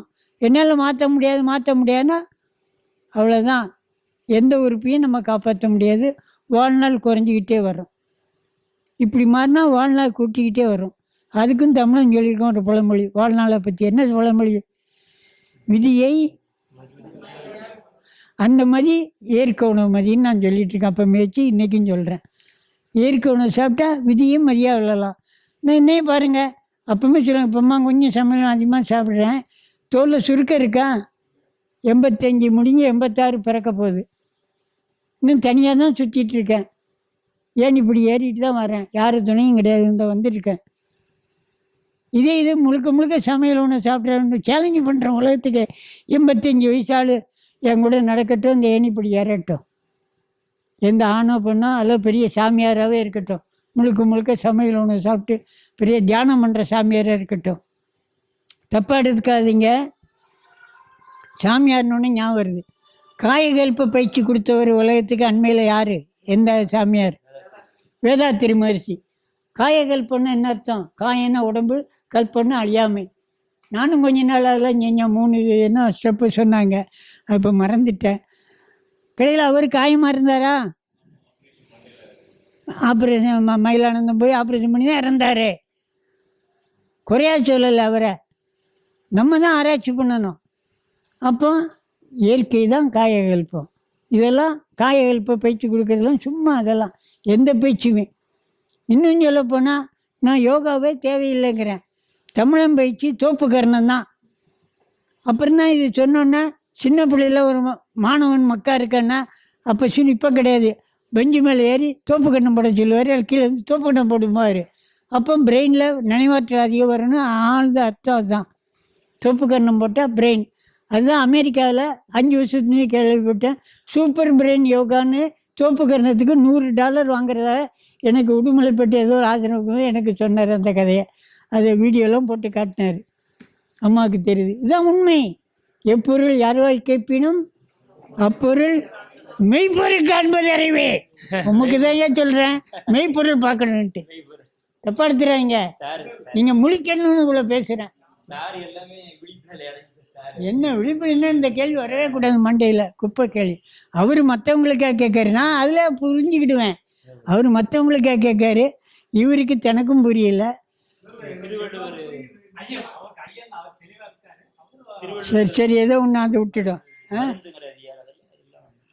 அது இருக்குது. இப்போ முதல்ல கேள்வி பதில் அப்புறம் என்ன எடுத்துக்கிடுமா? ஆமாம், 1960, 68 வரலும் இதை பற்றி தெரியாது. எமனுக்கு வயது அகவை 20, 28 வயது வரலும். 68 வரலும் 28 வயதில் கரெக்டாக வந்தாலும் 48 நாளில் ஒரு மண்டலம். 48 நாளில் வளைய ஆரம்பித்து சுண்டு விரல் இருந்தது. உணர்ச்சி இல்லாத பற்றில் உணர்ச்சி வந்தது, பற்று மறைஞ்சிது. அதில் குளிப்புண்டு இருந்தது. கந்தக பவுடரை வச்சும் குணமாகலை. எதுவும் வைக்கலை, தானாக குளிப்புன்னு ஆறிட்டுது. காது மூக்கு தடித்ததெல்லாம் சரியாக போயிட்டு. ஒரு மண்டலம் சொல்லி சரிதான், எனக்கு 42. அப்புறம் சமையல் ஒன்று அதிகம் சாப்பிட்டா மடித்தொழுங்க தூக்கிச்சுது. அப்புறம் தான் சீச்சி இந்த பழம் புளிக்கன்னு சமையல் ஒன்று இன்னும் பெரும்பாலும் வேண்டாம் அப்படின்னுட்டு அது தொடர்ந்து வாழ்ந்துட்டுருக்கேன். எனக்கு மட்டும் இல்லை, உங்களுக்கும் அப்படி தான். முடியலன்னா நோய் கொண்டு வணக்க முழுக்க முடியலன்னு சமயம் இறங்குங்க. மறுபடியும் உடம்பு உதைச்சா மறுபடியும் ஏற்க உணக்குவாங்க. இதுதான் உடற்பருமனுக்கு தான், தொந்திக்கிறது தான், எல்லாத்துக்கும் முடி கொட்டுறதுக்கு தான், கண் பார்வை தெளிவுக்கிறது தான், காது கேட்கறதுக்கு தான், எல்லாத்துக்கும் ஒன்றின் என்னது? ஏற்க உணவு. மனிதனுடைய ஏற்க உணவு தேங்காய் பழங்கள். முடியாட்டா எப்போமாதோ போர் அடிக்குங்களா, காலையிலே இட்லி, மதியம் இட்லி, ராத்திரி இட்லியா அப்படிங்கிறாங்க. டெய்லி காலையில் இட்லியா? ஒரு நாள் காலையில் இட்லி, ஒரு நாள் தோசை, ஒரு நாள் பூரி, ஒரு நாள் வெண்பொங்கல்னு சாப்பிட்றாங்களா? அதே மாதிரி வேணால் மாற்றிக்கிடுங்க. ஆனால் உண்மை அது இல்லை, நம்ம இது தான். என்ன மாற்றிடுங்க? என்னங்க கிட்னி எல்லாம் கேன்சரும் இதுதான். அப்போ எந்த உயிரினத்துக்காக கேன்சர் வந்திருக்கா? அப்போ வரணும்ல. அந்த கேன்சர் செல்லோ அல்ல இப்போ என்னமோ கிருமியோ போனோன்னா விலங்குக்கே தான் கேன்சர் வந்திருக்கா? அழுக்கு தண்ணியை தான் குடிக்க, அது சொல்ல விட்டுட்டேன். அழுக்கு தண்ணியை தான் குடிக்குது. மண்ணில் கிடக்கிற உணவை தான் சாப்பிடுது. நோயாக வருது. நம்ம தான் சுத்தமாகன்ற கையை கழுவுறோம், அதை கழுவுறோம், உணவு கழுவுறோம், சமையல் பாத்திர கழுவுறோம், சுத்தம்னு சொல்கிறோம். சமையல் உணவு அழுக்கு உணவு சுத்தம்னு நினச்சிட்டு அழுக்காக்கிட்டு இருக்கோம். உடம்புல அழுக்கு தரக்கான சமையல் உணவு தான். சிறுநீர் நாறுறது காரணம் சமையல் உணவு தான். மலம், நம்ம மலம் மட்டும் நாறுறது காரணம் சமையல் உணவு தான். வேறு எந்த விலங்கு பறவை மூலமாக நாறுதா? மாட்டு சாணத்தை தமிழன் பிள்ளையார பிடிச்சி வச்சான். நல்லா கவனிக்கணும். மாட்டு சாணம்னா மாட்டு மலம், பிள்ளையார பிடிச்சி வச்சான். அது அந்த காலத்தில் தரையை மெழுகினாங்களா, கிருமி நாசினின்னு. சாணத்தை வச்சு தரையை மெழுகினாங்க, கிருமி வராதுன்னு. அதுதான் ஓல்ட் இஸ் கோல்டு. பழமையெல்லாம் தமிழன் சொன்ன பழமையே. அது தெரியலையா? இயற்கை செயற்கைன்னு போடுங்க. இயற்கை வாங்க. அதில் உணவும் குடிக்கிறதும் இன்பம் முக்கியம். அப்புறம் கொஞ்சம் உடை முடி வெட்டுறது, செருப்பு போட்டு நடக்கிறது, தவிர்க்கிறது, இந்த மாதிரி எல்லா விஷயத்துலையும் கொஞ்சம் இது பண்ணுங்க. அப்புறம் இந்த மாதிரி இதெல்லாம் ஜெயிலுங்கிறேன் கட்டடமே. முடிஞ்ச அளவு திறந்த வெளியில் படுங்க, திறந்த வெளியில் உட்காருங்க. முடியாத நேரம் கொஞ்சம் உள்ள கட்டடத்துக்குள்ளே வாங்க. எல்லாமே உணவும் குடிக்கிறதும் முக்கியம். அப்புறம் லைஃப் ஸ்டைல்லையும் முடிஞ்ச அளவு இயற்கைக்கு வாங்கன்னு தான் சொல்லிகிட்ருக்கேன். இப்போ இயற்கை உணவுன்னு சொல்கிறதுல அந்த உணவு வகைகள் இருக்கா? எனக்கு சொன்னது வந்து தேங்காய் பழம், அது மெயின். அப்புறம் ஒரு 4-5 இப்போ பழங்களில் ஒரு 4 வெரைட்டி, அரை முடி தேங்காய் 2 வேளை. ஸோ இப்படி தான் ஒரு 3 மாதமாக 3 வேளைக்கு சாப்பிட்ருக்கேன். நைட்டில் நீங்கள் சொல்கிற மாதிரி தேங்காய் சாப்பிட்றதில்ல. இது சாப்பிட்டா உடம்புல இருக்க தனத்தானே இருக்கிற நோய்கள் எல்லா கழிவுகளும் போக போக போக தூக்கம் வரலன்னு தான் வந்தேன். எல்லாமே உங்களுக்கு கிராஜுவலாக சரியாக போகணுன்னாரு. அதில் பெரும்பாலுமே எனக்கு உடம்பு பரவாயில்ல, ப்ராஸ்டேட் ப்ராப்ளம் உட்பட பரவாயில்ல. ஆனால் ஒரு வேளை முடிஞ்சால் சாப்பிட்டுக்கலாம். இல்லை முடியலன்னா 3 வேளை முடிஞ்சால் பண்ணுங்கள், இல்லைன்னா ஒரு வேளை பண்ணுங்கள், அப்புறம் 2 வேளை ஆக்குங்க, அப்புறம் 3 வேளை. எனக்கு 3 வேளையும் இருக்க முடியுது, அதில் ஒன்றும் கஷ்டம் இல்லை. டெம்டேஷன்லாம் நம்மக்கிட்ட தான் இருக்குது. எனக்கு ஒன்றும் அது ஒரு பெரிய ப்ராப்ளம்லாம் இல்லை. நேற்றுக்கு ஃப்ரெண்ட்ஸ் பார்ட்டி ஒன்று போனோம், சாப்பிட தான் செஞ்சேன். அதெல்லாம் எனக்கு ஒன்றும் பிரச்சனையும் பண்ணலை. அதே சமயத்தில் இந்த உணவு வகைகள் நீங்கள் சொல்கிறீங்களே, கரிக்காய் ஒரு கேட்டகரி, இது தேங்காய் பழம் ஃபஸ்ட்டு கேட்டகரி, அந்த கொஞ்சம் விலைக்கு சொன்னால் கொஞ்சம் பெட்டராக இருக்கும் எங்களுக்கு. அது ஒன்று. ரெண்டாவது, இந்த உணவு மாறி இப்போ இயற்கை உணவுக்கு வரும்போது வரக்கூடிய சேலஞ்சஸ் என்ன, இல்லை உடம்பு ஏதாவது எதிர்வினையாற்றுமா, அதை நம்ம எப்படி புரிஞ்சுக்கிறது? அதை நோயின்னு எடுத்துக்கணுமா, இல்லை இது இயல்பு தான், உடம்பு மாறும்போது வரக்கூடிய சேஞ்சஸ் தான், இது கொஞ்ச நாள் ஆனால் சரியாக போய்டுன்னு எடுத்துக்கிறதா? அதோடைய உங்களோட எக்ஸ்பீரியன்ஸ் இருக்கும்ல, வந்த புதுசுலையோ சேர்ந்த புதுசுலையோ, அது எங்களுக்கு இப்போ ஆரம்பிக்க கட்டத்தில் இருக்கிறதுனால இது வந்து மாறதுனால வருதா, இல்லை உடம்புக்கு ஒத்துக்கலையா நம்ம இந்த இயற்கை உணவு டவுட் வரும். அந்த 2 ஆஸ்பெக்ட், உணவு வகை ப்ளஸ் உடம்பு இயற்கை உணவுக்கு மாறும்போது வரக்கூடிய சேஞ்சஸ், இம்ப்ரூவ்மெண்ட்ஸாக இருக்கலாம், இல்லை கழுவி போகிறதுனால வரக்கூடிய சில சிம்டம்ஸாக இருக்கலாம். அதை பற்றி கொஞ்சம் சொன்னாலும். அதாவது மாறுறதுல சில விளைவுங்கிறது கிராம்புன்னு ஆங்கிலம் சொல்லியிருக்காங்க வெளிநாட்டுக்காரங்க. எனக்கும் வந்தது.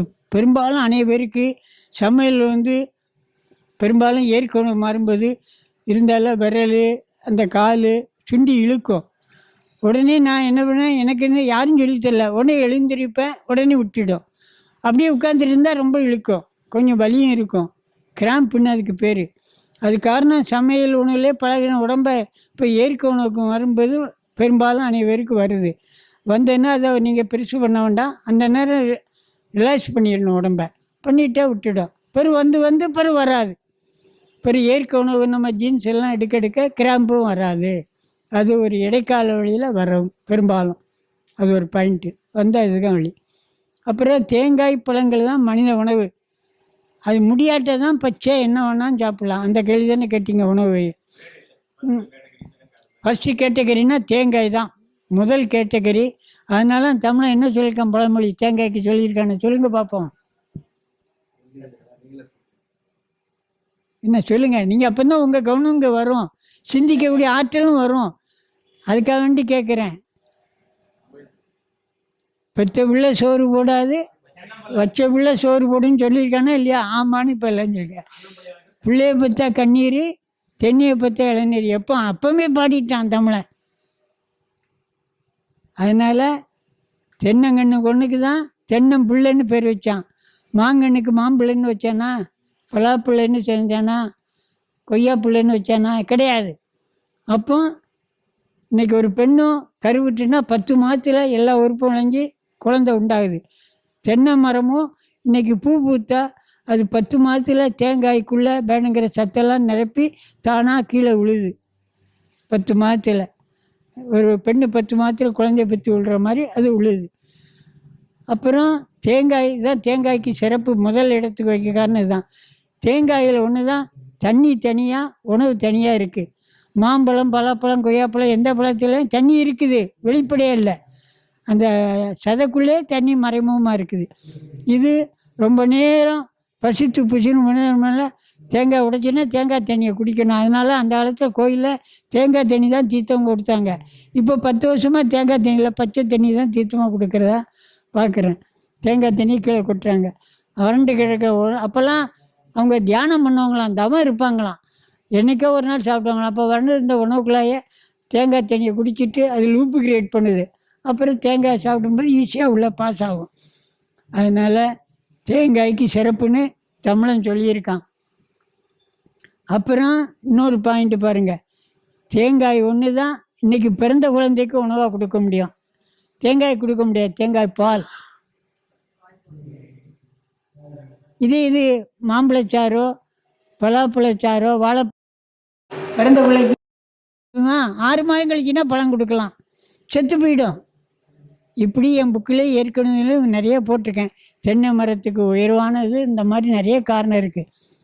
அப்புறம் தேங்காய் ஒன்று தான் விளைஞ்சி கீழே விழுந்தால் ஷேக் ப்ரூஃப், ஆங்கிலத்தில் வாட்டர் ப்ரூஃப், கீழே விழுந்தாலும் சிதைகிறது இல்லை. இதே வாழைப்பழமா மாம்பழமா கீழே விழுந்தால் சிதையுதா? தேங்காய் பழம் கீழே விழுந்தால் சிதையில்லை. தண்ணிக்குள்ளே கடல்லையே ஆற்றுலேயே விழுது அங்கே உள்ள தென்னை மரம், அதில் தண்ணியில் மிதக்கணிச்சு கெட்டும் போகலை, வாட்டர் ப்ரூஃப். இது மாம்பழமா பலாப்பழமா ஆத்தங்கரையிலேருந்து கீழே விழுந்துன்னா அழுகி போயிடும். இப்படி பல காரணம் இருக்குது. அதனால தமிழன் தேங்காய்க்கு முதல் இடம் கொடுத்தான். அதுதான் கடவுளுக்கு தேங்காயை உடைச்சி அதை சாப்பிட்டு தான் பழத்தை நைவேத்தியம் கிளி பண்ணுறாரு ஐயர் இன்றைக்கும். தேங்காய் உடைச்சி நைவேத்தியம் பண்ணிட்டு தான் பழத்தை கிளி நைவேத்தியம் பண்ணுறாரு. அப்போ ஆதி காலத்து பழக்கம் மறைமுகமாக இப்போ தெரிய மாட்டேங்க. எங்களை மாதிரி ஆள் சொன்னால் தான் கொஞ்சம் உணர்றீங்க. தேங்காய் சாப்பிட்டுட்டு, தேங்காய் ஆணுக்கு சமம். தேங்காய் சாப்பிட்டா நமக்கு விட்டல் ஃபோர்ஸ் ஆங்கிலத்தில் உயிராற்றல் ஜீவசக்தி அதிகமாக கிடைக்குது. இப்போ பேசுகிறதுக்கு அலையிறதுக்கு வேணுமே சக்தி, அதுக்கு தான் பழத்தில் ஃப்ரூக்டோஸ் அல்லது ஃப்ரூக்டோஸ் இருக்குது. அப்போ தான் பேசுகிறதுக்கு நடக்கிறதுக்கு சக்தி கிடைக்குது. அதனால் தேங்காயும் பழம் போது சிவசக்தி, சீவன் தான் சிவன் சக்தி. அதனால் ஆண் பாதி பெண் பாதின்னு கடவுள் ஒரு ஏதோ அர்த்தநாரீஸ்வரராக ஆணும் பெண்ணும் இணைந்தது தான் கடவுள்னு மாதிரி அதுலேயும் போட்டிருக்காங்க. அதனால் அன்னையிலேருந்து இன்னை வரலும் தேங்காயும் வாழைப்பழமும் நைவேத்தியம் பண்ணுற தமிழ்நாட்டில் வழக்கம் இதுதான். வட இந்தியா போனேன், அங்கே தேங்காய் கிடைக்காது. அங்கே பெரும்பாலும் வாழைப்பழத்தை தான் நைவேத்தியம் பண்ணுறாங்க, அங்கே கிடைக்காது. நானும் வட இந்தியாலாம் போனேன். சரிதானே போனேன், இங்கே பார்த்துருக்கீங்களா? வெறும் வாழைப்பழத்தை தான் நைவேத்தியம் பண்ணிட்டு வருவாங்க இந்து கோயிலில். அது மாதிரி சரி, இந்து மதத்தை விட்டுடும். கிறிஸ்தவ மதம் தோன்றிய நேரத்தில் என்ன கிடைச்சிது? திராட்சை பழம் கிடைச்சிது. அதனால் திராட்சை ரசம் 2வது அப்பன்னு வச்சான், அங்கே திராட்சை ரசம்னு கொடுக்குறாங்க. முகமதிய மதம் தோன்றிய நேரத்தில் பேரிச்சம்பழம் கிடைச்சிது. பேரிச்சம்பழத்தை தான் பார்த்திக்க உதவுவாங்க. பேரிச்சம்பழம் இல்லைன்னா தான் மசூதியில் நாட்டு வெள்ளத்தை பார்த்திக்க உதவுவாங்கன்னு இதெல்லாம் ஏற்கனவே இதெல்லாம் போட்டிருக்கேன் ஆதாரங்கள். அதனால் இதில் எந்த ஆராய்ச்சியும் வேண்டாம். என்னை மாதிரி கண்ணை மூடிட்டு முடிஞ்சவங்க நம்புகிறவங்க உபாதை இல்லாமல் வாழணும், ஆயிலை கூட்டணும், நிம்மதியாக வாழணும். நிம்மதியாக வாழ்றதுக்கு இதுதான். இப்படி தேங்காய் பழம் சாப்பிட வேண்டாத சிந்தனை வராது. அங்கே ஓடணும் இங்கே ஓடணும், அது என்ன வேண்டாத ஆராய்ச்சியே வராது. மனிதன் சும்மா இருப்பதே சுகன்னு ஒருத்தன் சொல்லியிருக்கான்ல, சும்மா இருக்க வேண்டியதுதான். இன்றைக்கி ஏதோ ரூபாயை பார்த்துட்டோம், ஓடுறோம், ரூபாய்க்காண்ட ஓடி ஓடி அலையிறீங்க. ரூபாயை வச்சு இன்னும் கொஞ்ச நாள் அப்பவும் சொல்லுவேன், இன்னும் ஒரு 100 வருஷம் 500 வருஷம் வச்சு கரன்சி நோட்டை வச்சு நம்ம பசி திங்க முடியாது. எவங்கிட்ட உணவு இருக்குதோ அவன் தான் பசி ஆறுவான். அப்போ தான் விவசாயி மேலே வந்துடுவான், நம்மளை மாதிரி ஒயிட் காலர்ஸ்லாம் கீழே போயிடுவோம். இப்படி பெரிய இயற்கை தத்துவம் இருக்குது, அதெல்லாம் விடுவோம். இன்றைக்கி நோய் இல்லாமல் வாழ்றதுக்கு மட்டும் பிடிப்போம், மற்றதெல்லாம் பெருசு பண்ண வேண்டாம். நோய் ஒன்று தான், வலியும் ஒன்று தான். அந்நிய உணவு ஃபாரின் ஃபுட்டு, சமைச்ச உணவுலாம் அந்நிய உணவு, சமைக்காத உணவுலாம் நம்ம உணவு. எவ்வளோ நாள் சாப்பிட்றீங்க சொல்லுங்கள். பழம் சாப்பிட்ருக்காங்க, 3 தடவை சாப்பிட்றாங்க அவங்க. வணக்கம், உங்களை பார்த்ததில் ரொம்ப மகிழ்ச்சி. ரொம்ப நாளாக ரொம்ப மாதங்களாகவே உங்களை பார்க்கணும் அப்படின்னு சொல்லிட்டு சொல்லினே இருக்கும்போது உங்களை பார்க்கணும்னு நினச்சேன். கால் வலியோடு இருந்து சார்கிட்ட வரும்பொழுது சொன்னார், இயற்கை உணவு சாப்பிட்டா நல்லாயிருக்கும். தேங்காய் பழங்கள், தேங்காய் வந்து சாப்பாடெல்லாம் சாப்பிட்டுட்டு ஒரு ஸ்நாக்ஸ் மாதிரி சாப்பிட்ருக்கேன் 11 மணிக்கு, அந்த மாதிரி ரெகுலராகவே சாப்பிட்ருக்கேன். வீட்டில் கணவரும் சொல்லுவார் பழங்கள் சாப்பிட்டா நல்லது அப்படின்ட்டு. ஆனால் அதை முழுமையாக அங்கே என்னால் செயல்படுத்த முடியல. சார்கிட்ட வந்ததுக்கப்புறமா கடந்த அக்டோபரில் வந்தேன். நவம்பர்லேருந்து தீபாவளியிலேருந்து 3 வேளையும் தேங்காய் பழங்கள் சாப்பிட்டா நல்லது அப்படின்னு சொன்னார். ஒரு நாள் வந்து இது ஜூஸ் மட்டும் சாப்பிட்டா நல்லது, ஜூஸ் ஃபாஸ்டிங் இருங்க அப்படின்னு சொன்னேன். நல்லா குணமாயிடுது. இப்போ வரைக்கும் அப்படி தான் சாப்பிட்றேன். இப்போ எனக்கு என்ன சந்தேகம்னா, நார்மலாக எப்போவாவது வீட்டில் குழந்தைங்களோட இருக்கும்போது உணவு சாப்பிடும்பொழுது வயிறு வலி வருது. ஆனால் என்னை எல்லோரும் சுற்றி இருக்கவங்க என்ன பண்ணுவாங்க, யாருக்கும் கவலைப்படுறதில்ல, நம்ம உடம்பு நல்லா இருக்கா அப்படிங்கிறத மட்டும்தான் நான் யோசிக்கிறது உண்டு. ஆனால் டீச்சராக வேலை செய்கிறேன், அதனால் ஸ்கூலில் மற்றவங்களோட சாப்பிடும்பொழுது இதையே சாப்பிட்றீங்க, மற்ற சத்தெல்லாம் வராமல் போயிடுமே, ப்ரோட்டீன் இல்லையே, அது இல்லையே, இது இல்லையேன்னு ரொம்ப குழப்பின்னு இருப்பாங்க. ஆனால் குழப்புறாங்கன்னு சொல்கிறத விட அவங்களோட டவுட்டெல்லாம் என்கிட்ட கேட்குறாங்களோன்னு இருக்கும். அப்போ இல்லை நான் நல்லா தான் இருக்கேன் அப்படின்னு சொல்லிட்டு சிரிச்சினே வந்துடுவேன். நான் அங்கே வெளியே எங்கேயும் சாப்பிட்றதில்ல. வீட்டுக்கு வந்தால் நான் சமைக்கிற உணவே எப்போயாவது சாப்பிடும்பொழுது வலி வருது. அது எதனால் அப்படின்னும் போது, ஆனால் சந்தேகம் அப்படின்னும் போது ஆமாம். அப்புறம் ஒருவேளை புரோட்டீன் இல்லாத அப்படி ஏதாவது ஆகிடுமோ இப்படியோ அப்படின்னு சந்தேகம், அதாவது யோசிக்க ஆரம்பிச்சோம்னா சந்தேகம் வந்துடும். நான் நிறைய யோசிக்கிறது இல்லை அதை பற்றி. ஏன்னா சார் சொல்கிறத ஒருத்தரை ஒருத்தரை ஃபாலோ பண்ண ஆரம்பிச்சிட்டோம். இதே இப்போ ஒரு 4 நாளுக்கு முன்னாடி கூட ஸ்கூலில் ஒரு டீச்சர் கிண்டல் பண்ணாங்க என்ன. எல்லாரும் கேட்டே இருந்தாங்க, ஏன் இதையே சாப்பிட்றீங்க, இது சாப்பிட்டா எப்படி ஃபுல்லாகும், அப்படியே என்னமோ நான் பஞ்சத்தில் அடிபட்டு இருக்க மாதிரி என்னை பார்த்தா பாவம் போல் பார்ப்பாங்க. இது எப்படிம்மா இது கொஞ்சம் பொரியல் எடுத்துக்கோயேன், கொஞ்சம் இதை எடுத்துக்கோ அப்படின்வாங்க. அப்போ ஒரு டீச்சர் என்னை வந்து கிண்டலாக தான் சொன்னாங்களா, அது எப்படி சொன்னாங்கன்னு தெரில, இவங்க யார் பின்னாடியோ போகிறாங்க அப்படின்னாங்க. அது அங்கே எதுவுமே சொல்லலை. சுற்றி மேக்ஸிமம் வெளியே யார்கிட்டையும் ஆர்கியூ பண்ணுறதில்ல. வீட்டுக்கு வந்து என் கணவர்கிட்ட சொன்னேன். என்னை சொன்னாங்க, யார் பின்னாடியோ போகிறேன் அப்படின்னு சொல்லி சொன்னாங்க. இந்த உணவை சாப்பிட்றதுனால இவங்க நல்லா இருப்பாங்களா அப்படின்னு சில சமயம் தோணும். சேலஞ்சு பண்ணி பார்ப்போமே. சாரெல்லாம் ரொம்ப வருஷமாக சாப்பிட்றாரு, நல்லா தான் இருக்காங்க, நீங்கள் அதே மாதிரி தான் சாப்பிட்டுருக்கீங்க, நல்லா இருக்கீங்க, சரி ஒரு ரோல் மாடல் மாதிரி நம்மளும் ரொம்ப நாள் சாப்பிட்டு நம்ம நல்லா இருக்கோம் அப்படின்னு காட்டணும்னு வருங்க. அது சொன்னோன்னே கணவர் சொன்னார், சாதம் அந்த பருப்பு எல்லாரும் நார்மலாக இப்போ முன்னாடி வீட்டில் எப்படி சாப்பிட்ருந்தோமோ எல்லாரும் சாப்பிட்றாங்க. மற்றவங்கெல்லாம் ஸ்கூலில் அவங்களும் யார் பின்னாடியோ தான் போகிறாங்க. அவங்களுக்கு யாரோ ஒரு முன்னோடி இருந்திருப்பாங்க, அவங்க சொல்லி தான் சாதம் சாப்பிட்ணும், சாம்பார் சாப்பிட்ணும், கூட்டு சாப்பிட்ணும், இல்லை நான்வெஜ் சாப்பிட்ணும் அப்படின்னு சொல்லிட்டு சாப்பிட்றாங்க. ஸோ அவங்க யார் பின்னாடியோ போகிறாங்க. அது மாதிரி நம்மளும் யார் பின்னாடியோ போகிறோம். நல்லா இருக்கிறதுக்காக அடுத்தவங்களை ஃபாலோ பண்ணுறது தப்பு இல்லை அப்படின்னு சொல்லிட்டு கணவர் தான் சொன்னேன். ரொம்ப வந்து வீட்டில் ஊக்கப்படுத்துறது கணவரும் என் குழந்தைங்களும். இங்கே வந்தால் சார் தான் கேட்பார், இன்றைக்கி என்ன சாப்பிட்டீங்க, நல்லா இருக்கீங்களா டீச்சர், கால் நல்லா இருக்கா அப்படின்னு கேட்பாரு. அது என்னோடய ஆரோக்கியத்துக்கு நல்லா இருக்குது. ஆனால் என்னோடய டவுட்டுல சில நேரங்களில் ஒரு வேளை அப்படி சாப்பிடாம இருக்கிறது நல்லது தான் தோணுது. நல்லா இருக்கேன், நான் சாப்பிடாமல் இருக்கும்போது நல்லா தான் இருக்கேன். ஒருவேளை என்னைக்காவது ஆசைப்பட்டு நானே செஞ்சது ஒரு வேளை சாப்பிட்லாமா அப்படின்னு சாப்பிடும்போது வலி வருது. வலி வரும்பொழுது ரொம்ப அவசரப்படுறேன். ஆனால் வீட்டில் என்ன ரெஸ்ட்ரிக்ட் பண்ணுறதுக்கு 2 பேர் இருக்காங்க, என் கணவரும் என் சின்ன பொண்ணும். உடனே ஒரு வீடியோ எடுத்துருவாங்க, நான் சாருக்கு அமுச்சு விட்டுறேன், நீங்கள் இதெல்லாம் பண்ணுறீங்க, இதெல்லாம் இப்படி சாப்பிடக்கூடாதுன்னு சார் சொல்லியிருக்காரு. மற்றபடி எல்லாருக்குமே சொல்கிறது, நம்ம யாரையாவது ஒருத்தரை நம்பி போகும்பொழுது அவங்கள ஃபுல்லாகவே நம்பணும். என்னை கேட்டாக்கா கண்ண முடியுன்னு அப்படியே அவ்வளோதான், ஒரு கொஸ்டினும் பண்ணவே பண்ணாதீங்க. சார் என்ன சொல்கிறாரோ அதை கேட்டோம்னா நல்லா தான் இருக்கும். அவர் வந்து நம்ம நல்லது தான் சொல்ல, எப்படி ஸ்கூலில் டீச்சராக இருக்கிறதுனால நான் அதை சொல்கிறேன்னு நினச்சிக்காதீங்க. வீட்டில் அம்மா அப்பாவும் நம்மளோட நல்லதுக்கு தான் சொல்லுவாங்க அப்படின்னு நம்மளே ஏன் கற்பனை பண்ணி எதையோ ஒன்றத்தை படிச்சுட்டு நிறைய யூடியூப்பில் வருது. யூடியூப்பில் வர்றதை பார்த்தோம்னா, இதை சாப்பிட்டா அடுத்த செகண்ட் அப்படியே சர அது போடும்போது அட்வர்டைஸ்மெண்ட் போடுவாங்க, சரன்னு வெயிட் குறைஞ்சிடும்வாங்க. சான்ஸே இல்லை. என்னை ஆரம்பத்தில் என் கூட இங்கே இருந்தவங்க பார்த்துருப்பாங்க, நான் எப்படி வந்தேன், உள்ளுக்குள்ளே வரும்பொழுது எவ்வளோ ரொம்ப சிரமப்பட்டு தான் வந்தேன், படிக்கட்டு ஏற கஷ்டப்பட்டேன் அதெல்லாம். இப்போ சட்டுன்னு ஒரு 5 மினிட்ஸ் தான் இங்கேருந்து ஸ்டேஷனுக்கு போய் ட்ரெயினை பிடிச்சி போகிற அளவுக்கு அவ்வளோ ஃபாஸ்ட் ஆகிட்டேன்னா, நான் சாரை வந்து அவர் சொன்னது அவ்வளோதான், இதை சாப்பிடுங்க, இது சாப்பிடுங்கன்னு. ஏன் சார் மஞ்சள் பழம் சாப்பிடக்கூடாதுன்னு சொல்லிட்டார், அவ்வளோதான். அது ஏன் சாப்பிடக்கூடாது, எது சாப்பிடக்கூடாது நான் கேட்டதே கிடையாது. ஏன் நீங்கள் கேட்கலன்னா நான் கேட்கக்கூடாதான்னு நீங்கள் நினைப்பீங்க. கேட்காம சிலதெல்லாம் ஃபாலோ பண்ணும்போது நல்லா தான் இருக்கும், அதுக்காக சொல்ல வரேன். மற்றபடி நல்லா தான் இருக்குது. இந்த ஒரு டவுட்டு மட்டும்தான். டவுட்டுன்னா எனக்கு அது பர்சனலாக நான் சாப்பிடும்போது, ஏன்னா என்ன சார் சொல்லிக்காரு கால் வீக்கமாக இருக்கும், அதனால் உப்பு வந்து கம்மியாக சாப்பிடுங்க, இல்லை உப்பே இல்லாமல் காய்கறி சாப்பிடுங்க அப்படின்வாரு. உப்பே இல்லாத காய்கறி சாப்பிட்றதுக்கு எனக்கு தேங்காய் ரொம்ப பெட்டராக இருக்குது, நல்லா இருக்குது. ஏன்னா நம்மளுக்கு அது வாய்ப்பே இல்லைல்ல, சின்ன வயசுலேருந்து வெறும் சொரக்காவை அவிச்சிட்டு சாப்பிட்றதுன்றது இல்லை. ஆனால் சாலட் சாப்பிட்ருக்கோம், அது எப்போவாது. ஆனால் 3 நேரமும் தேங்காவோ இல்லை பழங்களோ சாப்பிடும்போது அது ரொம்ப ஈஸியாக இருக்குது. ஒருவேளை அதனால் உப்பு நான் நிறைய சேர்த்துக்கிறதுனால அந்த கால் வலி வருது. அந்த வயிறு வலி தான் இப்போ ஒரு வாரமாக ரொம்ப படுத்துச்சு.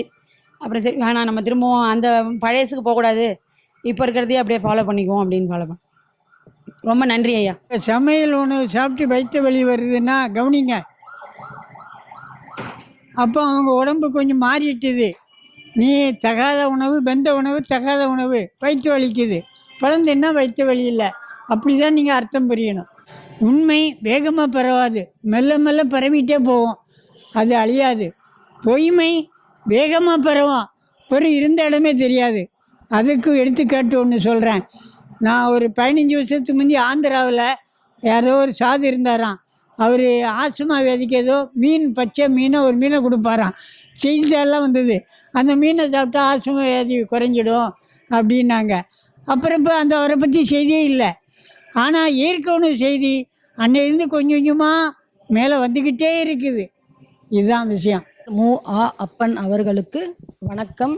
தங்களுடைய ஆயுள் குறித்து மிகவும் விந்தையுற்றேன். அதற்காகத்தான் நான் எழுந்து உங்களுக்கு நன்றி தெரிவிக்கும் வரையில் ஏதாவது பேச வேண்டும் என்று இயற்கை உணவை பற்றி ஐயா அவர்களுக்கு வணக்கம். எஸ் பெருமாள் ஐயா அவர்களுக்கு வணக்கம். மற்றும் சக நண்பர்களுக்கும் நன்றி வணக்கம். தற்போது எளிய தமிழில் உரையாடலாம் என்று விழைந்தேன். நான் இங்கே தான் யோகாசன பயிற்சி சேர்ந்தேன். ஒரு கிட்டத்தட்ட 1 வருஷம் ஆயிருக்கும்னு நினைக்கிறேன். நான் இங்கே வரும்போது 84 கிலோவில் இருந்தேன். அப்புறம் இப்போ 58 கிலோ தான் இருக்கேன். அது ஏறவும் இல்லை இறங்கவும் இல்லை. நான் வந்து சுகராக வந்த யூட்ரஸ் ப்ராப்ளத்தால் வந்த நரம்பு தலை உள்ள வலி அந்த மாதிரிலாம் நிறைய வந்தேன். இவர் தேங்காய் பழம்னும் போது நான் ரொம்ப சிரிச்சிட்டேன் நிஜமாவே. அது வந்து அந்த இது வந்து நம்ம இதுலேயே இல்லை, தேங்காய்னாலே சட்னி சாப்பிட்ணும் அப்படின்றது தான் நம்ம அம்மா நம்ம பாட்டி எல்லாம் கற்றுக் கொடுத்தாங்க. அதுக்கு முன்னாடி எப்பயோ வந்து நம்ம இயற்கை உணவு சாப்பிட்ருக்கோம், அதெல்லாம் நம்மளுக்கு தெரியவே தெரியாது. இப்போ வந்து நம்ம குழந்தைங்களுக்கும் சுவை, நாக்கு சுவை அடிமைப்பட்டு நம்ம இருக்கோம். ஆனால் ஐயா அவர்கள் பழக்க சுவை அது இதை பற்றி அந்த அளவுக்கு எனக்கு தெரியல ஐயா. எனக்கு தெரிஞ்ச தமிழில் நான் சொல்கிறேன். அது வந்து அந்த மேடம் சொல்கிற மாதிரி தான் நான், அவங்களும் ஒரு ஆசிரியை அவங்க. என்னையும் எல்லாரும் கிண்டல் பண்ணாங்க, கேலி பண்ணாங்க. ஆனால் நான் அதை விடவே இல்லை. நல்லா ஏன்னா இங்கே இப்போ கற்றுக்கிற அவங்களுக்கும் நான் சொல்கிறேன், ஃபுல்லாக என்னோடய நோய் ஃபுல்லாக குணமாயிருச்சு. நான் இப்போ மாத்திரையெல்லாம் சாப்பிட்றதே கிடையாது. ஆனால் வந்து ஒரு முக்கியமான விஷயம், கொலஸ்ட்ரால், பேட் கொலஸ்ட்ரால், குட் கொலஸ்ட்ரால்னு நம்ம மருத்துவமனையில் சொல்கிறாங்க. அது வந்து குட் கொலஸ்ட்ரால் வந்து நிறைய வந்திருக்கு எனக்கு இந்த தேங்காய் சாப்பிட்றதுனால. அதனால் வந்து ரொம்ப இது இங்கே தான் நான் வந்து படித்தேன். படிச்சுட்டு அது வந்து சர்டிஃபிகேட்டும் இங்கே வாங்கியிருக்கேன், கோர்ஸ் பண்ணியிருக்கேன். அதுக்கப்புறம் வந்து ஸ்கூல் படிக்கும்போது கூட இவ்வளோ மார்க் வாங்கி நான் பாஸ் பண்ணல. அதை நான் பெருமையாக சொல்கிறேன். நானும் ஆசிரியை தான். ஆனால் வந்து எனக்கு வந்து இது வந்து ரொம்ப சந்தோஷத்தை கொடுத்தது. அதுலேயும் ஆர்வம் தான். ஏன்னா நாங்கள் 4 தலைமுறையாக ஆசிரியைகள். அப்புறம் வந்து ஐயா அவர்கள் சொன்னார், நடுவில் ஒரு முறை வந்திருந்தேன், அவங்க அம்மா வந்திருந்தாங்க, ரொம்ப நல்லா பிரியமாக பேசினாங்க. அதுக்கப்புறம் நான் சொன்னேன், நீங்கள் ஐயாவை வந்து பெற்று எடுத்ததுக்கு நீங்கள் ரொம்ப ஆசீர்வாதம் பண்ணியிருக்கீங்க, அவருக்கு புகழ்ச்சியே பிடிக்காது. அதுக்கப்புறம் இங்கே வந்து இவர் அப்பன் சார் அவரை பார்த்ததுக்கு எனக்கு ரொம்ப சந்தோஷம். ஏன்னா வந்து நான் சினிமா துறையில் இருக்கிறவங்க அது மாதிரி இருக்கிறவங்களெல்லாம் பார்க்க விரும்பவே மாட்டேன். இவர் போட்டதுனால ராம் சார் வந்து எனக்கு அனுப்பிச்சிருந்தாரு. பிரச்சனைகள் வருது, நம்ம அமைதியாக இருந்தால் கூட அதை வந்து இயற்கை உணவால் கட்டாயமாக தீர்க்க முடியும்னு நான் நம்புகிறேன். இது வந்து மன உளைச்சல், அதுக்கப்புறம் வந்து யாரனா எதனா வந்து செஞ்சுட்டா நம்மளுக்கு ரொம்ப அப்செட் ஆகிடுறோம். நம்ம குடும்பத்தில் நம்ம கூட இருக்கிறவங்களுக்கு நம்ம தொந்தரவு கொடுக்குறோம். அது இல்லாமையும் இது வந்து நம்மளை வந்து காப்பாற்றுது. ஒரு காப்பு கவசம் ஸ்லோகம் படித்தா எப்படியோ அந்த மாதிரி தான் இயற்கை உணவு நம்மளை வந்து வாழ வைக்குது. நம்ம சுற்றி இருக்கவங்க நம்மளுக்கு எதுனா தப்பு பண்ணால் கூட நம்ம நிதானமாக பொறுமையாக. ஏன் இப்படி சொல்கிறேன்னா, நான் வந்து பயங்கர ஃபூடி. இங்கே எல்லாருக்கிட்டையுமே சொல்லியிருக்கேன், என் கூட எக்ஸசைஸ் பண்ணுறவங்களுக்கெல்லாம் ஒரு விஷயம் விட்டு வைக்க மாட்டேன். நான்வெஜ்ஜும் சாப்பிடுவேன், வெஜ்ஜும் சாப்பிடுவேன், எல்லாமே சாப்பிடுவேன். அதே மாதிரி கோவம் ஓவராக வரும் எனக்கு. இப்போது கடந்த 1 வருஷமாக நான் நிறைய யாரையும் எதிர்த்து பேசுறது கிடையாது, கோவமும் படுறது கிடையாது. கொஞ்சம் சகிப்புத்தன்மை வந்திருக்கு. அப்புறம் கடவுளோட ஆசீர்வாதத்தில் இங்கே இந்த இடத்த வந்து எனக்கு காமிச்சதுக்கு கடவுளுக்கு நன்றி சொல்லிக்கிறேன். அப்புறம் கூட இருக்கிறவங்களுக்கு எல்லாருக்கும் நீங்கள் வந்து இதை வந்து சொல்லி உங்களுக்கு புரிய வைங்க. நீங்களே இயற்கை உணவு 2 வேளை சாப்பிடுங்க, 1 வேளை வந்து சாதாரண உணவு சாப்பிடுங்க, முடிஞ்சால் 3 வேளையும் இயற்கை உணவு சாப்பிடுங்க. இதுக்கு ஒரு எடுத்துக்காட்டு நானே என் வாழ்க்கையே நான் அமைச்சுக்கிட்டேன். ரொம்ப நல்லா இருக்குது. என் பேர் விஜயபாஸ்கரன். நான் இங்கே சங்கர யோகாவில் ஒரு 5-6 வருஷமாக வந்துட்டுருக்கேன். இயற்கை உணவு, சக்கரை நோயெல்லாம் இல்லை, எனக்கு வந்து அசிடிட்டி பிரச்சனை இருந்தது. அசிடிட்டி வந்து ரொம்ப ஹைப்பர் அசிடிட்டியாக இருந்தது. அப்புறம் இங்கே வந்து உங்களுக்கு இயற்கை உணவுலாம் எடுத்து யோகாலாம் பண்ணி நல்ல குணமாயிட்டு எனக்கு பிரச்சனை இல்லை. இப்போ காலையில் ஒரு வேளை பார்த்தீங்கன்னா ஃபுல்லாக இயற்கை உணவு சாப்பிட்றேன், நைட்டில் ஒரு 70-80%. இது சாப்பிட்டு எனக்கு என்ன இதாச்சுன்னு பார்த்தீங்கன்னா, ரொம்ப வீக்காக ஃபீல் பண்ண ஆரம்பிச்சிட்டேன். ரொம்ப வீக், எப்போ பார்த்தாலும் பார்த்தீங்கன்னா பலவீனம், அப்படியே படுத்துக்கிட்டே இருக்கிறது, எந்த ஒரு வேலையும் செய்ய முடியாமல் ரொம்ப வீக்னஸாக இருந்தது உங்களுக்கு. ஸோ இது என்ன ஆயிடுச்சு, வீட்டில் எல்லாருமே ரொம்ப பயந்தெல்லாம் போயிட்டாங்க. 78 கிலோலேருந்து 58 கிலோ வந்துட்டேன் உங்களுக்கு, வெயிட் லாஸ்லாம் ஆகி உங்களுக்கு. ஆனால் ஒர்க்கெல்லாம் பண்ண முடிஞ்சுது. நான் ஏர்போர்ட்டில் ஒர்க் பண்ணுறேன், எனக்கு இந்த ஒர்க்கெல்லாம் ஷிஃப்ட்டில் வரும் உங்களுக்கு, கொஞ்சம் நைட்டு பகல் காலையில் இதுபடி மாறி மாறிலாம் வந்துட்டு இருந்தனால இந்த டயர்ட்னஸ் ரொம்ப இருந்தது உங்களுக்கு. அப்புறம் எல்லாரும் பயந்துலாம் போய் இப்போ என்ன பண்ணால் உங்களுக்கு மாமிசமாக சாப்பிடாமல் இருந்தேன் 4 வருஷமாக. சரின்ட்டு இப்போ கொஞ்ச காலமாக கொஞ்சம் சாப்பிட்றேன் உங்களுக்கு. இப்போ இது சாப்பிட்டதுக்கப்புறம் பார்த்தீங்கன்னா ஒரு ஸ்ட்ரென்த்தாக ஃபீல் பண்ணுறேன். ஆமாம், மாமிசமோ இந்த இதுவோ சாப்பிடும்போது கொஞ்சம் அந்த ஸ்ட்ரென்த் இருக்க மாதிரி ஃபீல் பண்ணுறேன். இதுலேருந்து எனக்கு ஒரு தீர்வு சொல்லுங்கள் எப்படின்ட்டு. இந்த மாமிசத்துலேருந்து வெளியில் வரணும், ப்ளஸ் அந்த ஸ்ட்ரென்த்து வேணும் எனக்கு. நல்ல கவனிங்க. நமக்கு நல்ல ஸ்ட்ரென்த்துனா பலம், பலம், உடல் வலிமை அது வேணுமா? நோய்க்கு இடம் கொடுக்காம நீண்ட ஆயுள் வேணுமா? 2 கேள்வி போடணும். கேட்டிங்களா? நீங்கள் மாமிசம் சாப்பிட்டா ஸ்ட்ரென்த்து தான், கொஞ்சம் ரொம்ப பலமாக தான் இருக்கும், உண்மைதான். ஆனால் சீக்கிரம் நோய்க்கு இடம் கொடுக்கும், ஆயிலும் குறையும். இதய நோய் கண்டிப்பாக வரும். அசைவ உணவுக்கு பிபி ஏறும், இதய நோய் கண்டிப்பாக வரும். குடலும் அசிடிட்டி ஃபார்ம் ஆகி குடல் நோயும் வரும். அதனால் நீங்கள் ஏதோ உங்களுக்கு வேலை நீங்கள் வேணால் ஏரோட்ரமில் ஏதோ வேலை பார்க்குறீங்க, உடல் உழைப்பு அதிகம் கிடையாது, இது சாப்பிட்டு இருக்க முடியுது. அப்போ இப்படி வருதா நல்லது, அதை நம்பாதீங்க. அப்படி என்னைக்காவது உடல் வலிமை வேணும்னா சமைச்ச தானிய உணவு சாப்பிட்லான்னு முதல்ல சொன்னேன். அல்லது இன்னொன்று ஒரு யோசனை சொல்கிறேன். உடல் வலிமைன்னா பசும்பால் எடுங்க, பச்சைப்பால் உர ஊற்றுங்க, அந்த மோராக்குங்க. பச்சைப்பால் கிடையணும், வெண்ணெய் வராது. அந்த மோரை குடிங்க, அதில் அனிமல் ஃபேட் இருக்குது பசும்பாலில். இதில் வெஜிடேட்டிவ் ஃபேட்டு தான். தேங்காய் பழத்துலையும் ஃபேட்டு கொழுப்பு இருக்குது. இது தாவர கொழுப்பு, அது மிருக கொழுப்பு. அது கொஞ்சம் ஸ்ட்ரென்த்து மாதிரி உணருவீங்க. பச்சைப்பால் எடுத்து அதில் உர ஊற்றி மறுநாள் கொஞ்சம் தண்ணி கலக்கி இப்போ மோரா சாப்பிட்லாம். நீங்கள் கொதிக்க வச்சிட்டிங்க அப்படின்னா அது வந்து தீஞ்சு போயிடும். அதுதான் முக்கியமாக. பால் கெட்ட கொலஸ்ட்ராலை மாறிடும். இந்த காய்கறி பழங்கள் எல்லாம் வந்து இப்போ நம்ம வந்து தோலை எடுத்துகிட்டு தான் சாப்பிட்றோம். அதில் வந்து மெயினாக அந்த ஃபெர்டிலைசர் இருக்குது அப்படின்னு சொல்லிட்டு அது பண்ணுறாங்க. அது அப்படியே சாப்பிட்றது வந்து நல்லதா, இல்லை தோல் எடுத்துகிட்டு சாப்பிட்றது ஓகேவா? நீங்கள் தோலை எடுத்தாலும் அந்த மருந்தில் உள்ள வேதியியல் நஞ்சு உள்ளேயும் ஊடுருப்பாகி இருக்கும், அதனால் கிடையாது. வேணும்னா தோலோட சாப்பிடுங்க, பச்சை தண்ணியில் நல்லா கழுவுங்க. அதுக்கு மேலே வேணால் மஞ்சள் தண்ணி போடுங்க, மஞ்சளை கரைச்சி அதில் நல்லா கழுவிட்டு தோலோடு சாப்பிட்டு தான் உயர்வு. அது நீங்கள் பச்சையாக சாப்பிட்றது இன்னும் உயர்வு, மருந்தடித்த காய்கறியை வேக வச்சு சாப்பிட்றதோட. இதுதான் சிறுதானிய உணவே சமைச்சு தான் வருது, அதுவும் சின்ன தப்பு தான், வேண்டாம், நான் ஆதரிக்கலை. என்றைக்கா சமையல் உணவு வேணும்னா சிறுதானிய உணவு. காலையில் சொன்னேன், சமையல் உணவு ஆசை பழக்க தோஷம் கேட்டேன்னா அன்னைக்கு சிறுதானிய உணவு எடுத்துக்கிடுங்க. பறவைகள் உணவு, அணில் எலி உணவு, தானியமே. அப்படி வேணும்னா அரிசியில் கேட்குங்களா, சிறுதானியத்தில் அது பரவாயில்ல. அரிசிக்கு கேழ்வரகு கம்பு பரவாயில்ல. சிறுதானியத்தில் சொல்கிறேன், அதை நீங்கள் சாப்பிடுங்க. அது அரிசி தான் வேணும்னா அப்படியே சொன்னேன்ல, கருப்பு கவுனி அல்லது சிறுதானிய அரிசின்னு மாப்பிள்ளை சம்பா ஒரு 7, 8, 10, 15 சொல்கிறாங்க, அதை எடுத்துக்கிடுங்க.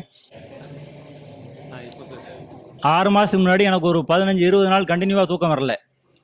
உடம்பு அப்படியே டயர்டாக படபடப்பாக அப்படியே இருந்தது. அப்புறம் இங்கே சார்கிட்ட வந்தேன். வந்தவுடனே சார் வந்து இயற்கை உணவு, அதே தேங்காய் பழம், அந்த மாதிரி இந்த ஹிப்பாத்து இந்த மாதிரி இது பண்ணாப்புல. அது கொஞ்ச நாள் ஆக ஆக பரவாயில்ல. இப்போ கொஞ்சம் ஓரளவு தூக்கம் பரவாயில்ல, ஓரளவு கிளியர் ஆயிடுச்சு. இடையில வந்து இந்த 3 வேளை இயற்கை உணவு சாப்பிட்டாலும் ஃபாஸ்டிங் இருக்குது சொல்கிறாப்புல. வாரத்தில் 1 நாள் ஃபாஸ்டிங் இருந்தால் நல்லது அப்படிங்கிறாப்புல. இந்த ஃபாஸ்டிங்கை பற்றி நீங்கள் என்ன நினைக்கிறீங்க, உங்களோட கருத்து என்ன? ஃபாஸ்டிங்கே தேவையில்லை, நானும் இருந்ததே இல்லை. உணவு மாற்றினாலே போதும். 2 நீங்கள் உணவு மாற்றுறதுலே சமையல் உணவுக்கு அடிக்கடி போகுது. நீங்கள் ஃபாஸ்டிங் இருந்தால் இன்னும் சம்பளம் அதிகமாகும், சம்பளம். அதனால் ஃபாஸ்டிங்கே தேவையில்லை, நீங்கள் உணவு மாற்றினாலே போதும். ஆனால் ஃபாஸ்டிங் இருக்கனால தப்பு இல்லை, அவசியம் இல்லை. வார்த்தை புரியுதா? உபதியில் மட்டும்தான் புரோட்டீன், கால்சியம், அயனு, மினரல், ஒட்டுலோஸ்க்கு நிறைய சொல்லுவாங்க. ஆனால் நம்ம இயற்கை உணவு அதெல்லாம் கிடையாது. ஈவன் வெறும் தண்ணி குடித்தா கூட நமக்கு தேவையான புரோட்டீனாக அது மாற்றிக்கும், கால்சியமாக மாற்றிக்கும், அயனாக மாற்றிக்கும். இது வந்து இயற்கை. அதனால் புரோட்டீன் அது இது நம்ம மைண்டில் செட்டே பண்ண வேணாம். ஃபர்ஸ்ட் ஆஃப் ஆல் அது. 2வது, இவர் சொன்னார் எனக்கு வந்து என்ன சொல்கிறது, ஸ்ட்ரென்த்து கம்மியாயிடுச்சுன்னு சொல்லிட்டு. நைட்டு தூக்கம் எப்போ போதோ அப்போ ஸ்ட்ரென்த்து கம்மியாயிடும். அவர் டியூட்டி மாற்றினார் சொன்னார் இல்லைங்களா, அந்த டியூட்டி நைட்டு வந்து 9 மணிலேருந்து 4 மணி வரைக்கும் தூங்க ஆரம்பித்தார்னா அவருக்கு ஸ்ட்ரென்த்து ஆட்டோமேட்டிக்காக வந்துடும். இதை அவர் மாற்றினார்னா ஓகே. ஐயா முதலே சொன்னார் பணம் பின்னாடியே ஓடுறோன்னு. அது இல்லாமல் இதை மாற்றினார்னா அவருக்கு ஆட்டோமேட்டிக்காக ஸ்ட்ரென்த்து வந்துடும். இதுவும் திருப்பதியில் ஒரு வயசான பாட்டி ஒருத்தர் இருந்தாங்கன்னு சொன்னாங்க, என் நண்பர் ஒருத்தர் சொன்னார். வெறும் நீர் மோர் சாப்பிட்டு அந்த அம்மா உயிரோடு இருந்தாங்களாம் 85 வயசு வரைக்கும். இன்னும் கூட இருக்கத்தான் சொன்னாங்க, அது உண்மையான எனக்கு தெரியாது.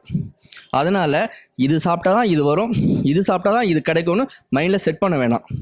ஃபர்ஸ்ட் ஆஃப் ஆல் அதை செட் பண்ணாமல் இருந்தோம்னாலே நம்ம நல்லா இருக்கலாம். ஈவன் நான் இப்போ கூட எங்கள் வீட்டில் கூட காலையில் உணவு என்ன பழையது தான், எதுவாக இருந்தாலும் சரி அந்த பழையது மட்டும் ஒரு டம்ளர் குடிச்சு போனோம்னா முடிஞ்சு போச்சு. அதில் ப்ரோட்டீன் இருக்குதா, அயர்ன் இருக்குதா, மினரல் இருக்குதா, அதை வந்து ஒழுங்காக ஃபாலோ பண்ணிட்டு போட்டு சொன்னாங்க இல்லையா, தேங்காய் சாப்பிட்டா எனக்கு செட் ஆகிடுச்சுன்னு. நான் மகிழ்ச்சி. நம்ம மனுஷன் மட்டும்தான் என்ன சாப்பிடலாம் இன்னொருத்தரை கேட்குறோம். மற்ற விலங்கு எதுவுமே வந்து இது சாப்பிடலாமா அது சாப்பிடலாம் இன்னொரு விலங்கிட்ட கேட்கறது கிடையாது. இப்போ எப்போ நம்மளை தெரியாமல் இன்னொருத்தர் போகிறோமோ அவங்களுக்கு தெரிஞ்சதை அவங்க சொல்ல போகிறாங்க, அவங்களுக்கு முன்னாடி சொல்ல போகிறாங்க. இல்லை அவர் படித்ததை சொல்லுவார், அவர் அனுபவிச்சது கண்டிப்பாக சொல்ல மாட்டார். இப்போ நான் அனுபவிச்சதே சொல்கிறேன். பழைய சாப்பிட்றேன், 8 வருஷமாக பழைய சாப்பிட்றேன், ஒன்றும் கிடையாது. சுகர் லோட்டலுக்கு இதுவும் போனது கிடையாது, நான் டெஸ்ட்டும் பண்ணது கிடையாது. 50 வயசு ஆச்சு. ஆனால் ஒரு நாளைக்கு 30-40 பேஷண்ட் டெஸ்ட் பண்ணிகிட்டு இருக்கிறேன். ஆனால் நான் எனக்கும் பண்ண மாட்டேன், என் வீட்டுக்கும் பண்ண மாட்டேன். இது வந்து உண்மை. அதனால் நமக்கு எது பிடிக்குதுன்னு முதல்ல அதை டிசைட் பண்ணுங்கள், அது மேலே இன்வால்மெண்ட்டோடு இருங்க. அப்போ ஆட்டோமேட்டிக்காக சரியாயிடும். இப்போ ஐயா சொன்னதெல்லாம் ஒரு வழிமுறைக்காக நம்ம அதை யூஸ் பண்ணிக்கிட்டு இதே சைடில் காதில் வாங்கிட்டு போட்டு அப்படியே பண்ணோம்னா இன்னும் நல்லாயிருக்கும். ரெண்டாவது, இயற்கையாக என்னென்ன கிடைக்குதோ முதல்ல அவர் இப்போ ஆர்வ வாட்டர் குடிப்பார், அது இல்லாமல் கேன் வாட்டர் குடிப்பார். இப்போ அதெல்லாம் தான் எல்லா வியாதிக்கும் காரணமாக இருக்குது. அது இன்டெரக்டாக வரது தான்.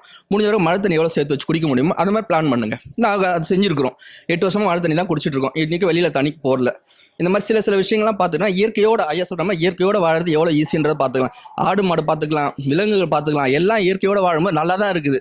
எந்த டாக்டர்கிட்டையும் போகிறது இல்லை. நாமளும் அதே மாதிரி இருக்கலாம். முயற்சி பண்ணுங்கள். இந்த அயானு லொட்டுலஸ்க்கு கிட்டெல்லாம் போக வேணாம், அதிகமாக அதை பற்றி படிக்கவும் வேணாம். ஏன்னா வெறும் பச்சை தண்ணி குடித்தா கூட நம்ம உடம்புல அதுக்கு தகுந்த மாதிரி மாற்றிக்கும். அதே மாதிரி எக்ஸா வந்ததுனாலும் நிறைய சாப்பிட்டுட்டோம் அப்படின்னாலும் ஒன்று கழிவாக போயிடும், இல்லையா தேவைக்கு தகுந்த மாதிரி கொஞ்சம் சேர்த்து வச்சுக்கும். அது நம்ம பாடி வந்து நல்லா நிறைய வேலைகள் செய்கிறதுக்கு உள்ள நிறைய கம்ப்யூட்டர் வேலைலாம் உள்ளே பண்ணிகிட்டு இருக்குது. அதை ஒழுங்காக வேலை செய்ய விடுறதில்ல. வேலை செய்ய விடாமல் இந்த மாதிரி நிறைய நம்ம கொஸ்டின் டவுட் வருது. இதெல்லாம் இல்லாமல் இருந்தால் ரொம்ப நல்லா இருக்கலாம். வாழ்த்துக்கள். என்னை பொறுத்த வரைக்கும் அவர் வந்து எது வரைக்கும் என்னை டாக்டர் வீட்டுக்கு கண்டிப்பாக கூட்டின்னு போகவே மாட்டார். ப்ளட் டெஸ்ட் பண்ணுறவர் அவர். ஆனால் என்னை ஒரு டெஸ்ட் எடுத்த கிடையாது. ஒரு முறை கடைசியாக வந்தப்போ இந்த தைராய்டு எடுங்க, அதை எடுங்க, இதை எடுங்க அப்படிலாம் சொன்னப்போ இவர் வந்து எஸ்கேப் ஆகிடுவார், வீட்டில் இருக்க மாட்டார். அப்போ வந்து ஒரு நாள் கேட்குறேன், அவள் வந்து சொல்கிறாள்ல இந்த டெஸ்ட் எல்லாம் எடுன்னு சொல்கிறேன், நீங்கள் எடுக்க மாட்டேன்றீங்க அப்படின்னு சொன்னேன். இப்போ வந்து உடம்பு கோளாறாக இருக்குது. கோளாறாக இருக்கும் போது எடுக்கும்போது கோளாறாக மட்டும்தான் காட்டும். அதை ஏன் நான் எடுத்து காட்டணும், உனக்கு நான் எடுத்து காட்ட முடியாது அப்படின்னு. அப்படியே யாராவது ரொம்ப கம்பல் பண்ணி திட்டுறாங்க அப்படின்னா பிளட்டை மட்டும் உறிஞ்சின்னு போயிடுவார். அதை எத்துமே அங்கே எங்கேயாவது கீழே ஊற்றிடுறாரா எனக்கு சந்தேகம் தான் வரும். ஏன்னா டாக்டர் கிட்ட கூட்டின்னு போனதே கிடையாது. அவர் கூப்பிடாம நான் டாக்டர்கிட்ட போக மாட்டேன். அதெல்லாம் அது எப்படி எவ்வளோ டீச்சராக வேலை செய்கிறீங்க, நீங்கள் வெளியே போகிறீங்க, ஹாஸ்பிட்டலுக்கு போக மாட்டீங்களான்னா எனக்கு ஹாஸ்பிட்டலுக்கு தனியாக போகிறதுக்கு இது வரைக்கும் விருப்பம் இருந்ததில்லை. நானும் அப்படின்லாம் செக் பண்ணதில்லை. கடைசி அதுக்கப்புறம் ஒரு முறை ஜனவரியில் ஏப்ரலில் எலெக்ஷன் அப்போ வந்து பல்வலி வந்துடுச்சு. எல்லாம் சொன்னாங்க தேங்காய் சாப்பிட்டு பல்வலி வந்தேன். ஏதோ ஒரு ரீசனில் பல்வலி வந்தப்போ அப்படி தான் சார்கிட்ட வந்து சொன்னேன். உப்பு ஒத்தடம் கொடுக்க சொன்னார். கடுக்கா தண்ணியை வந்து வாய்க்கொப்பளிக்க சொன்னார். ஒரு வாரம் கிட்ட மண் போட்டோம். ஒரு வாரம் கிட்ட இதே தான் பண்ணிட்டு இருந்தேன். கொஞ்சம் ஓரளவுக்கு வலி பரவாயில்ல, ஆனால் கொஞ்சம் வீக்கம் மட்டும் இருந்துனே இருந்தது. கேட்டால் ஒரே ஒரு வாட்டி ஹாஸ்பிட்டலுக்கு கூட்டின்னு போய் என்ன தான் பார்த்துப்போமே அப்படின்னு ஹாஸ்பிட்டலுக்கு கூட்டின்னு போயிட்டு நிறுத்திட்டாரு. அந்த ரோடில் அந்த பக்கம் ஹாஸ்பிட்டலு, இந்த பக்கம் நான் நின்றுருக்கேன். இப்போ இவங்ககிட்ட போய் பார்க்கணும். கடைசியாக இப்போ ஒரு இவங்க டென்டிஸ்ட்கிட்ட போகிறோம். அவங்க சொல்லுவாங்க இதால் தான் வந்துச்சு, அதால் தான் வந்ததுன்னு. கடைசியில் ஏதோ ஒரு டேப்லெட் கொடுப்பாங்க, அதை சாப்பிடுவோம். அப்பா இப்போ தான் உடம்பு நல்லாச்சு அப்படின்னு கடைசி பேரை அவங்களுக்கு எடுத்து கொடுத்துடுவேன். நீ முதல்லேருந்து ஒன்று சார்கிட்ட ஃபாலோ பண்ணிட்டு இருக்க, ஆனால் இப்போ அவசியம் போய் தான் ஆகணுமா அப்படின்னு கேட்டார். அப்படியே நின்றுன்னு பார்த்தேன். போன காசுக்காகலாம் கிடையாது. ஏன்னா அவர் லேப் டெக்னீஷியமோ நிறைய டாக்டர்ஸ் எல்லாம் அவருக்கு தெரிஞ்சிருக்கும். அது சில சமயங்களில் எங்களுக்கு ஃப்ரீயாக கூட செய்து தருவாங்கன்னு வச்சுக்கோங்க. பைசாவுக்கு சில பேர் சொல்லுவாங்க காசு எதிர்பார்த்துக்கின்னு. ஏன்னா ஹாஸ்பிட்டலுக்கு போனால் மெடிக்கல் டாக்டர் ஃபீஸே 500 ரூபா, ஸ்பெஷலிஸ்ட்டு போனால் 1000 ரூபா, ஸ்கேன் எடுக்கணுன்னா இவ்வளோ அவ்வளோ அப்படின்லாம் வரும் தான். அதனால் பயந்தெல்லாம் நாங்கள் போகாமலாம் இல்லை. வேணாம் போவேணாம் இதோட இருக்கம்மா அப்படின்னு சொல்லி சரிதான் அப்படியே பார்த்துட்டு வேறு யாராக இருந்தால் செய்வாங்களான்னு தெரியாது. நான் அதுக்காக அவர் அப்படியே கிழிச்ச கோட்டை தாண்டுற ஆளுலாம் அப்படிலாம் சொல்ல வரல. சொன்னார் இந்த ஒரு வாரத்தை தான் சார். ஒரு வாரமாக எனக்கு ஒரு ஃபாலோ கொடுக்குறாரு. ஒரு 10 டேஸாக மண் போடுறேன், கடுக்காத்த பவுடரை கொப்பளிக்கிறேன், அப்புறம் உப்பு ஒத்தடம் கொடுக்குறேன். இதாலெல்லாம் சரியாகும்பொழுது கடைசி நிமிஷம் தான் அது. அப்போ போய் அங்கே சொல்லிவிட்டு டென்டிஸ்ட்கிட்ட போனேன். அதனால் அந்த மாத்திரை சாப்பிட்டேன், நான் சரியாயிட்டேன் அப்படின்ற பேர் இப்போது டென்டிஸ்ட்டுக்கு வரணும் அப்படின்னாரு. சரி இல்லை வாங்க போகலாம் வந்துரு. சீரியஸாகவே இந்த வலது பக்கம் தான் இருந்துச்சு அந்த வலி. இப்போ வரைக்கும் இல்லை. ஆனால் எல்லாருமே இப்போ அன்றைக்கி கூட ஸ்கூலில் படித்தோம். அது இல்லை, ஹாஸ்பிட்டலுக்கு போனால் தான் சரியாகும். பல்லு வலின்னு வந்துட்டோம்னா டாக்டர்கிட்ட போயிருக்கணும், ஒரு இன்ஜெக்ஷனாக இல்லை ஏதோ மாத்திரை சாப்பிட்ருக்கணும், அப்போ தான் சரியாகும் அப்படின்னாங்க. நல்லா தான் இருக்கும். சீரியஸாகவே எனக்கு 50 இயர்ஸ் ஆகுது. அவர் ஒரு 45 40 மாதிரி இருப்பார். அதெல்லாம் ஒன்றும் கண்டுக்காதீங்க. நான் அவர் அவ்வளோ நல்லா ஒரு டென்ஷனும் கொடுக்காம, ஏன்னா நான் சீரியஸாக இது வரைக்கும் ஹாஸ்பிட்டலில் எப்போவுமே போனேன், என்னை கூட்டின்னு போங்க, நான் அடம் பிடிச்ச கடை நிறைய பிரச்சனைகள்லாம் வந்தப்போ கூட இல்லை பார்த்துக்கலாம் இப்படியே விடு அப்படின்னு சொல்லதுனால சரியாக இருக்கேன். ஆனால் சொன்ன மாதிரி இந்த இயற்கை உணவை முதல்ல எங்கள் வீட்டில் வந்து என்னை ரொம்ப பண்ணுங்க அப்படின்னு சொன்னப்போ பண்ண மாட்டேன் இல்லை, ஒரு சோம்பேறித்தனத்தில் அப்படியே விட்டுட்டேன். அப்போ நான் அவரோட என்ன சொல்ல பேச்ச கேட்காத ஒரு மாதிரி அடமண்டா, சாப்பாடு நைட்டில் சாப்பிடக்கூடாதுன்னு சொல்லுவாங்கள்ல, எப்போவுமே சொல்லுவாங்க ஒரு 7 மணிக்கு முன்னாடியே சாப்பிட்டுணுன்னுவான். இவரெல்லாம் நைட்டு வர்றதுக்கு ஒரு 11 மணி ஆகும். அப்போ அவர் கூட உட்காந்து சாப்பிட்டு அந்த மாதிரிலாம் நான் ரொம்ப ஒபீஸாக தான் இருந்தேன். அடிக்கடியே நிறைய இந்த மாதிரி பேட்டியிலலாம் கொடுக்கும்போது சொல்லுவோம், வெளியே ஒரு ஃபோட்டோ ஒட்டி வைக்கலாம் சார், முன்னாடி இங்கே வரும்போது எப்படி இருந்தேன் இப்போ எப்படி இருக்கேன் அப்படின்னு சார் சொல்லுவார். எங்கள் ஹஸ்பண்டும் சொல்லுவாங்க, வாக்கிங் போவாங்க நிறைய பேர், எக்ஸசைஸ் பண்ணுவாங்க, ஜிம்முக்கு போவாங்க. அப்போல்லாம் வெயிட் வந்து ஒரு கொஞ்சம் அளவுக்கு தான் ரெடியூஸ் ஆகிருக்கு. அதை விட்டிங்கன்னா சட்டுன்னு ஏறி இருக்கும். அதெல்லாம் வந்து ஒரு சப்ளிமெண்ட்ரி மாதிரி தான். மெயின் வந்து சாப்பாடு தான். இந்த இயற்கை உணவை சாப்பிட்டதுனால தான் எனக்கு வெயிட் ரெடியூஸ் ஆச்சுன்னே சொல்வேன். நான் என்னை எல்லாருமே பார்த்துட்டு, ஆனால் ஃபஸ்ட்டு பார்த்த கேள்வி என்ன குண்டா இருக்குமோ அப்படி பார்த்தவங்க இப்போ மெலிஞ்சவொன்னே பார்த்தோன்னே சுகரா அப்படின்னு தான் கேட்டிருக்காங்க. சுகர் வந்துடுச்சா, பிபியா, என்னாச்சு, ஏன் இப்படி இருக்க, நல்லா இல்லை. அப்போ பார்த்து நல்லா இருந்தேன்னா, அப்போ நல்லா இல்லை நல்லா இருந்தேன்னு அவங்களோட மைண்டு. ஆனால் இப்போ நான் ஆரோக்கியமாக நான் போயிட்டு வந்துட்டுருக்கேன். அதனால் முடிஞ்ச வரைக்கும் நீங்கள் இதை ஃபாலோ பண்ணால் நல்லாயிருக்கும் அப்படிங்கிறது. சார்கிட்ட 1 வருஷத்துக்கு முன்னாடி கல்லுக்காக வந்தேன், நான் கிட்னி கல்லுக்காக. அவர் எனக்கு நம்பிக்கையே இல்லை, தேங்காய் பழத்தால் கல்லுக்கு அரையுமான்ட்டு. அப்புறம் ஒரு வைராக்கியத்தோடு அவர் சொன்னதை 3 மாதம் ஃபாலோ பண்ணேன். அப்புறமா போயிட்டு சார் நான் ஒரு தடவை ஸ்கேன் பண்ணி பார்க்கணுன்னாரு. சார் வேணான்னாரு. என் நம்பிக்கைக்காக நான் போனேன். அந்த டாக்டர் வந்துட்டு மருந்து சாப்பிட்டு தான் கல்லுக்கு அரைஞ்சதுன்னு நினச்சிக்கிட்டு இருக்காரு. ஆனால் அவர் கொடுத்த மருந்து நான் 3 நாளுக்கு அரைஞ்சிடுச்சு. எனக்கு உடம்பும் நல்லா இருக்குது. ஒரு வருஷமாகவே 2 வேளை தேங்காய் பழம் சாப்பிட்றேன், 1 வேளை சமைச்ச உணவு சாப்பிட்றேன். உடம்பு ரொம்ப நல்லா இருக்குது. வெறும் கல் மட்டும் கரையில் உடம்புக்கு இருக்குது. எனக்கு கல் மட்டும் ப்ராப்ளம் இல்லை, மீது எல்லாமே உடம்பே லேசாக இருக்கிற மாதிரி இருக்குன்னு. ஒரே ஒரு டவுட்டு சார், என் பொண்ணு கேட்கணுன்றா. அவங்க ஆரோ வாட்டர் குடிச்சிட்டு இருக்காங்க. என் பொண்ணு தண்ணியில் ஊற்றி வெயிலில் வேணால் கொஞ்சம் சுட வைங்க. இந்த தண்ணியை வெயிலில் தீயில் சுட வைக்க வேண்டாம். மண்பானை ஊற்றி கொஞ்சம் துளசி இலையும் போடுங்க. அப்படி வேணால் குடிக்கட்டும். அப்படியே ஆரோ தண்ணியை குடிக்க வேண்டாம். சரி, கேள்விப்பட்டிருக்கீங்களா ஜோகோன்னு? நெட்டு உலகத்தில் அவர் தான் முன்னணியாக இருக்கார் உலகத்தில். அவரே பிறந்து வளர்ந்து தஞ்சாவூர் மாவட்டமாக, அப்புறம் சென்னையில் தான் படித்தாராம், பட்டக்கல்வி முதுகுநிலை பட்டம்லாம். இப்போ கிடையாது, தென்காசியில் ஒரு கிராமத்தில் நானே போயிருக்கிறேன், அந்த சிவசேலம் பக்கம்தான். அங்கே உட்காந்துருக்காரு அவர். அவர் சோறு டெய்லி காலைல பழைய சோறாம் உணவு, மதியம் இரவு உணவு தெரியாது.